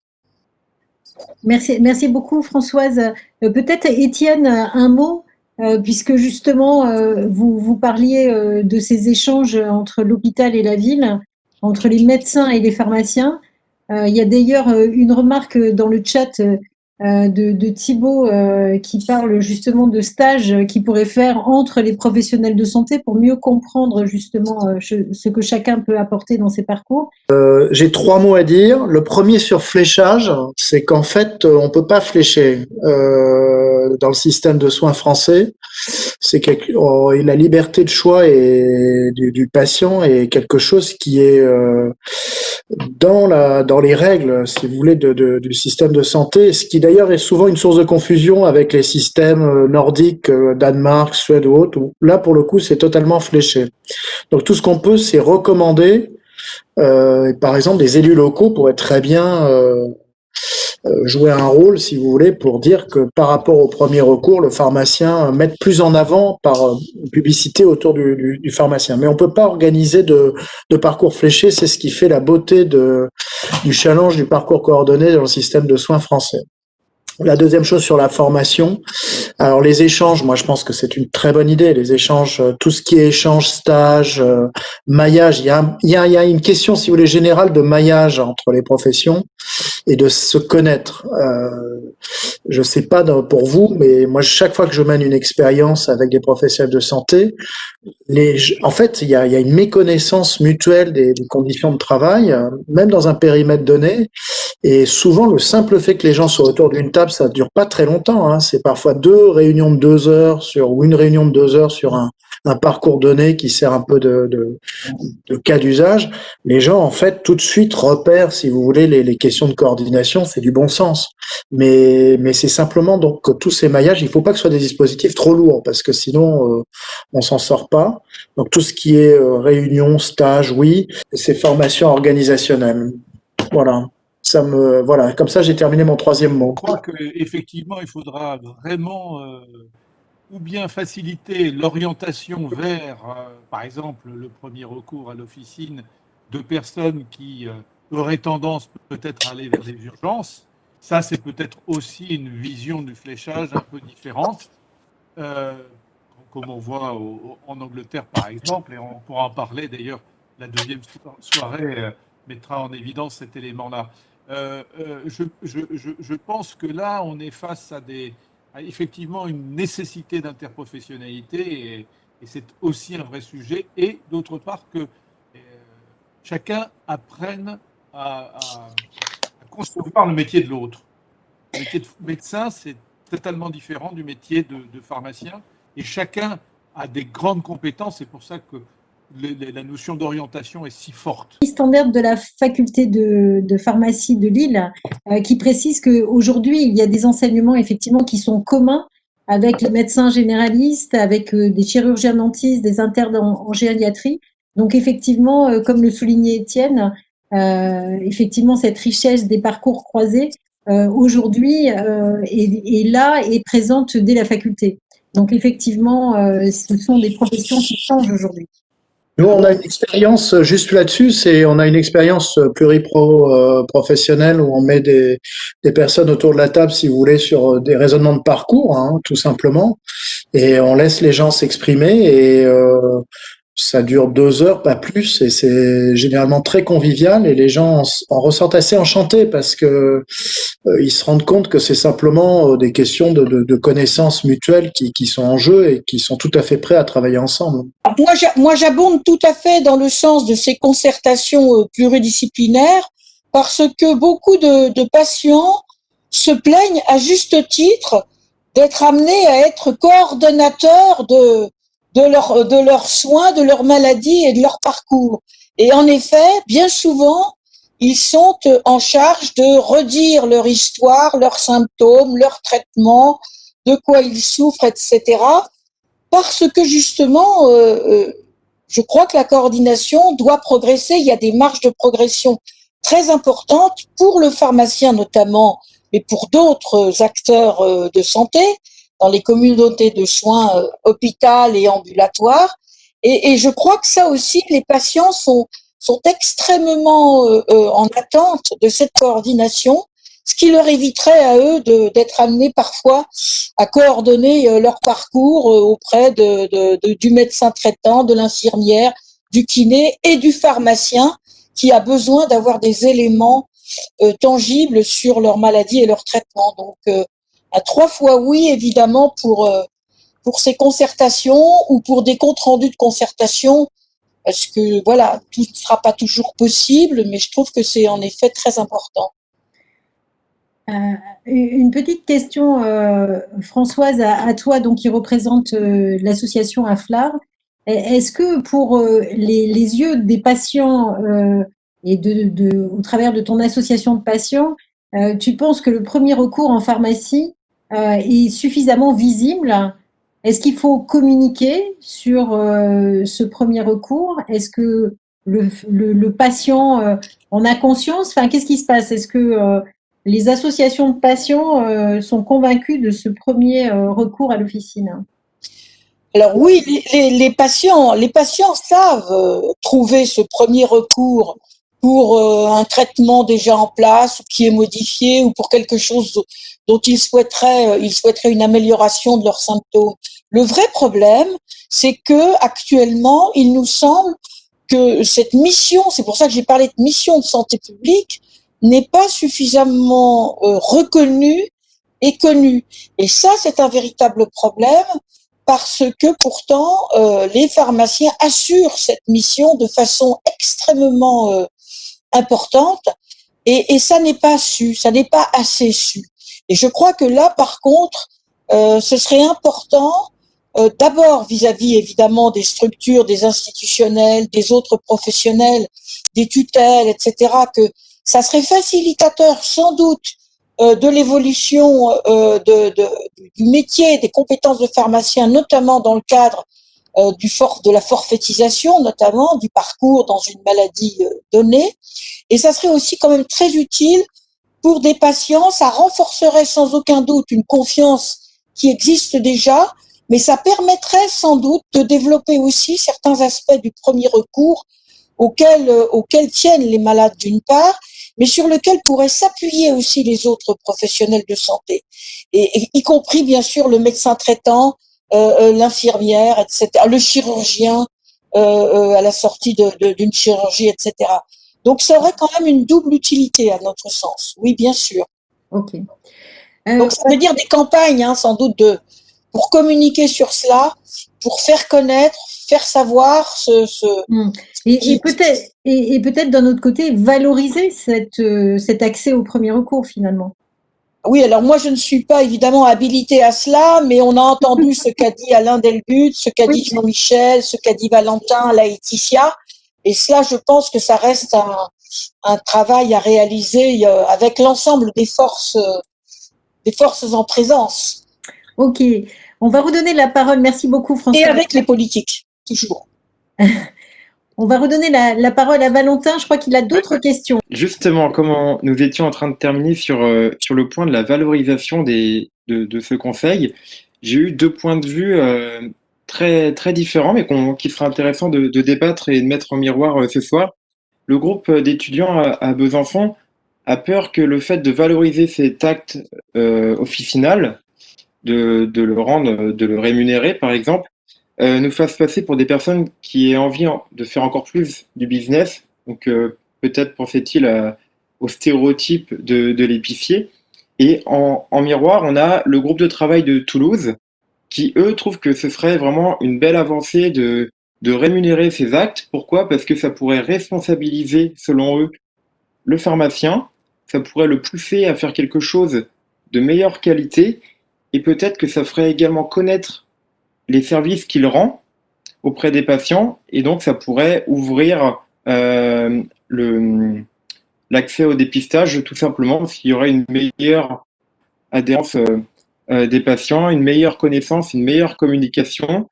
Et ce même groupe de travail à Toulouse trouve également intéressant que le fait de rémunérer ces conseils, ça va forcer le pharmacien à documenter, parce que forcément, comme il veut être rémunéré, il va documenter son acte, et donc là, on obtiendrait de la donnée. Alors, je ne sais pas ce que vous pensez de ces 2 points de vue.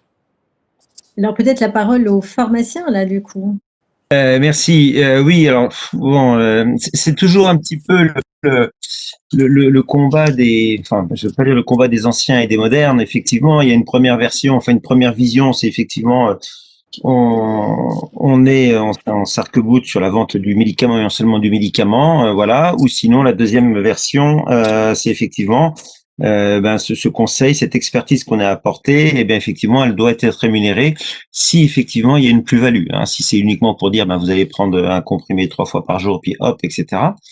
C'est pas le cas. C'est déjà le cas, hein, ce qu'il y a dans le prix du médicament. Hein. Quand vous vendez un médicament, vous avez une petite marge au niveau du médicament et vous avez une part d'honoraire qui est compris dans le prix du médicament. Donc c'est quelque chose qui se met en place tout doucement. Alors c'est pas trop un sujet ordinal, mais lorsque l'on regarde au niveau de l'Europe, lorsqu'on regarde un petit peu au niveau de ce qui se passe dans le monde, un petit peu partout, il y a beaucoup d'actes comme ça maintenant qui sont rémunérés, pas forcément remboursés, mais qui sont rémunérés et qui ont une certaine concurrence au niveau des prix.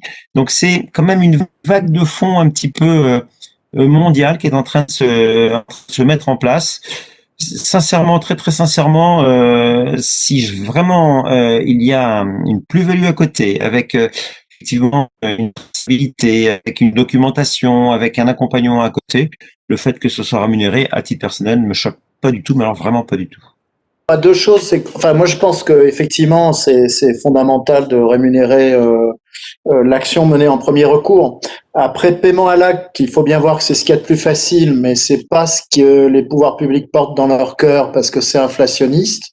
C'est ce qui a été dit d'ailleurs dans la remarque. paiement au parcours est plus compliqué, mais c'est le sens de l'histoire à terme. Donc, c'est dans la stratégie de montée en charge.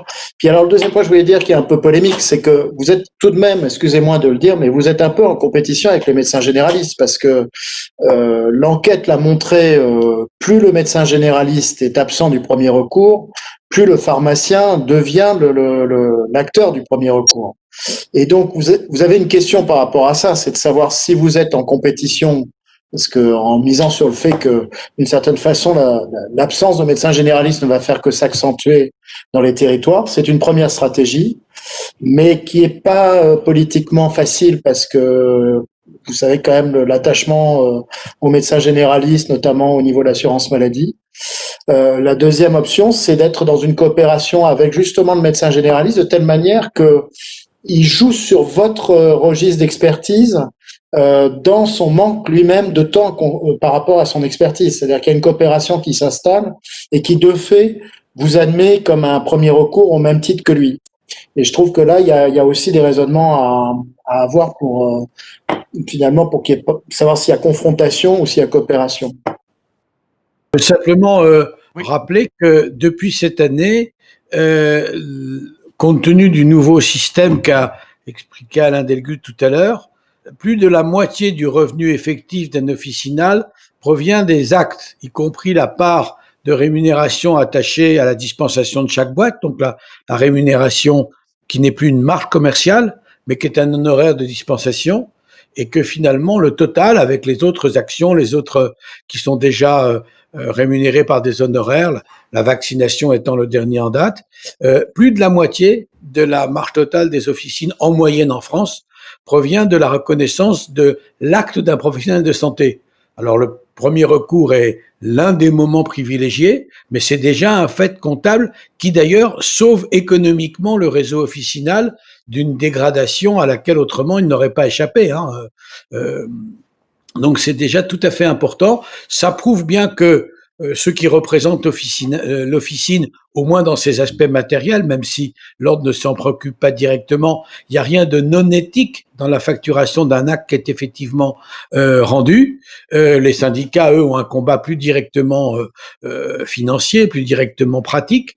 Néanmoins, ceux qui représentent l'officine, et puis les groupements également jouent un rôle, ont obtenu que l'équilibre du réseau officinal soit maintenu au travers de cette reconnaissance du statut de professionnel de santé rémunéré par des actes et qui déjà dépasse la rémunération d'une marge purement commerciale.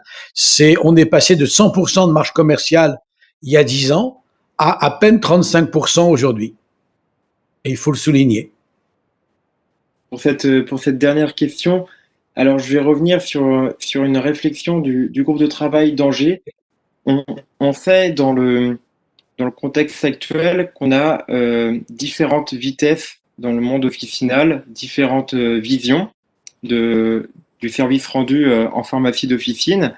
Et pour la valorisation de ces actes de premier recours, est-ce qu'il ne serait pas intéressant pour les rendre homogènes de créer un référentiel, un socle de solutions de premier recours que le pharmacien pourrait offrir pour pouvoir avoir ce service homogène et donc le valoriser dans sa qualité? Alors, il y aurait deux personnes qui me sembleraient légitimes, voire trois personnes qui me sembleraient légitimes pour en parler. C'est Laetitia, déjà, et puis après Alain, et puis peut-être Étienne, qui aurait peut-être quelque chose à dire sur le sujet. Donc, je vais donner la parole. Donc, Alain. Oui, alors voilà, c'est très intéressant cette remarque parce qu'on sent bien effectivement qu'il y a cette inquiétude. Et bien ça existe déjà. Et je reviens sur l'exemple Netcare suisse avec ses arbres de décision, avec où on va choisir effectivement, on a une pathologie. Ce sont des arbres de décision qui sont basés sur des recommandations internationales et d'ailleurs qui ont été qui sont validés par des médecins, par des pharmaciens. Donc c'est pas quelque chose qui est inventé comme ça, et c'est quelque chose qui est très normé, qui est très suivi et sur lequel ensuite effectivement, eh bien, le pharmacien pourra à ce moment-là donner son conseil avec, ben voilà, je peux vous donner ça, non, je peux pas vous donner ça, je vais vous orienter vers un médecin. Tiens, j'ai une cabine de télémédecine, on va avoir tout de suite un médecin en téléconsultation si c'est vraiment urgent. Voilà. Donc effectivement, il faut absolument qu'on arrive, à mon sens, hein, qu'on arrive à une certaine. Alors, enfin, il faut savoir raison garder aussi. Il faut pas que ça soit quelque chose de très administratif. Et si on rentre pas dans la case, ensuite on peut pas y aller. C'est quand même là le rôle du pharmacien. C'est la même chose pour les médecins. Hein. Ils ont cette base de sémiologie, etc. Mais ensuite il y a le ressenti voilà, avec le contact avec le patient. Ben, c'est exactement la même chose. Il faut effectivement essayer d'arriver, s'orienter vers ce système Netcare.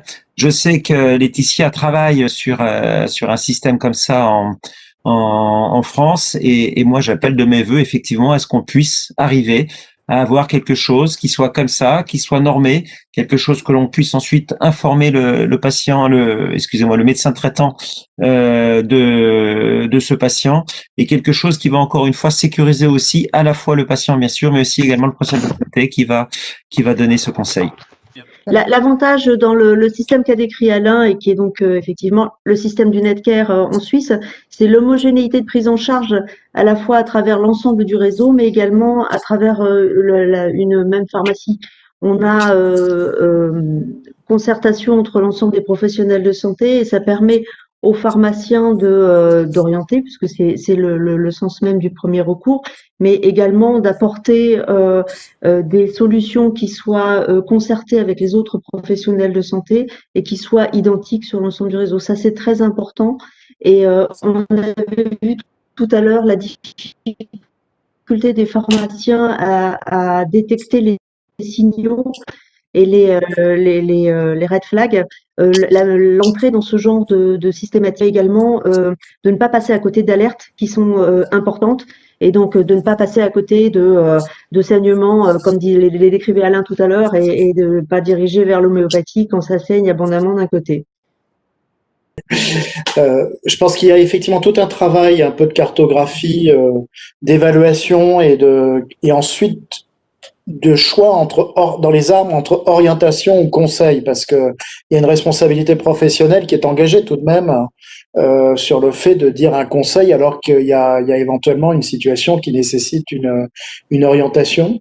Donc ça, moi, je crois que ces outils doivent être développés avec ce que vous avez dit, Laetitia, c'est que je pense que le pharmacien voit beaucoup de choses. Nous, en oncologie, on en a de plus en plus conscience sur des situations, par exemple, de dénutrition, des patients qui sont pas repérés très, très précisément en milieu hospitalier. Et ça, je pense qu'il y a aussi cette fonction à intégrer. Après, moi, je reste sur la traduction en termes de rémunération. Il y a le choix de faire une nomenclature des actes. C'est ce qui est fait historiquement, mais si on regarde dans le futur, je suis pas convaincu que ce soit la démarche qui sera la plus portée dans les prochaines années. Je pense que ça se terminera plutôt par des forfaits sur des pathologies chroniques, c'est-à-dire que ce soit sur, par exemple, les thérapies orales en oncologie ou d'autres pathologies chroniques, tout d'un coup, un forfait qui est attribué pour des patients. Une chose simplement, je pense que ce qui reste le plus important, c'est que le pharmacien, en dehors de tout ce qui est de l'ordre d'effectivement de la standardisation, ne reste pas dans la standardisation, mais se projette toujours dans le questionnement et puisse se dire que il y a le doute raisonnable et ne jamais, si le doute raisonnable ne peut pas être levé, d'avoir cette volonté d'aller vers un avis médical nécessaire. Je crois qu'on l'a tous plus ou moins dit, et après, il y a tout un travail qui va être fait. Avant juste de laisser la parole à Xavier, je suis le porte-parole du CVAO, je voulais vous dire que la soirée du 26 va aborder plus les aspects opérationnels, entre guillemets la gestion opérationnelle et politique de ces éléments-là. Donc, je vous donne rendez-vous le 26 pour avoir une vision que nous espérons plus opérationnelle. Xavier, tu as la parole pour conclut. Bien, bonsoir à tous. Xavier Schneider étant le porte-parole du CVAO, je vais parler au nom du CVAO, mais Jean-Michel pourra toujours me corriger si nécessaire. Écoutez, cette soirée a permis de poser donc le cadre du conseil de premier recours, toute son importance et sa nécessité. Donc le pharmacien a bien toute sa place dans le premier recours, notamment de par sa proximité et sa disponibilité.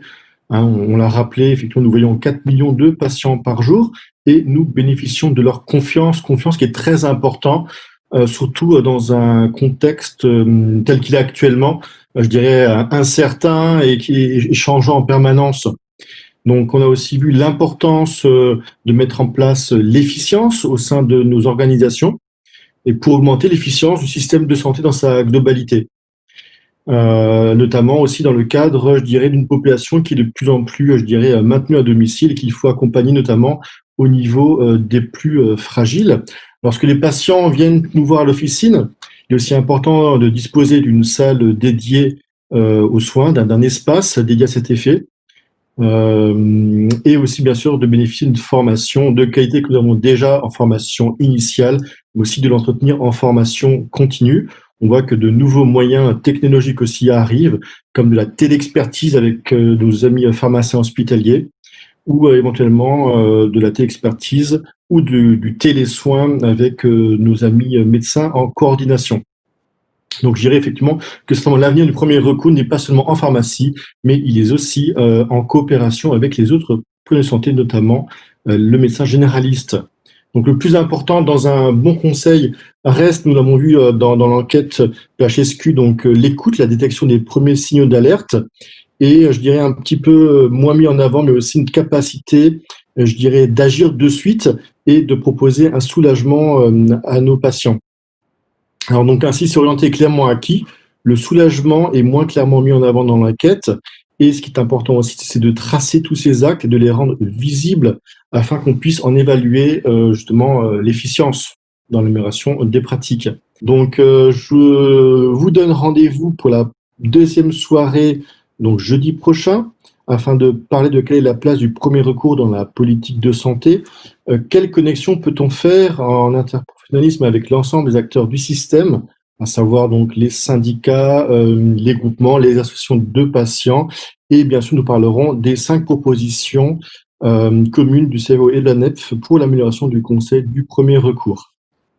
Et nous annoncerons aussi un événement spécial autour du premier recours, dont je laisse la primeur à Jean-Michel qui vous l'annoncera. Donc encore une fois, merci pour l'énorme travail de la NEF et de PHSQ dans la constitution de ce colloque particulier vu les circonstances. Remercier tous les intervenants, remercier tous ceux qui sont restés jusqu'à plus de 22 heures. Et il faut continuer sur cet enthousiasme-là. Dans tous les cas, le CVAO et PHSQ et la NEF font vivre cet enthousiasme. Merci de votre attention, de votre gentillesse et de votre écoute.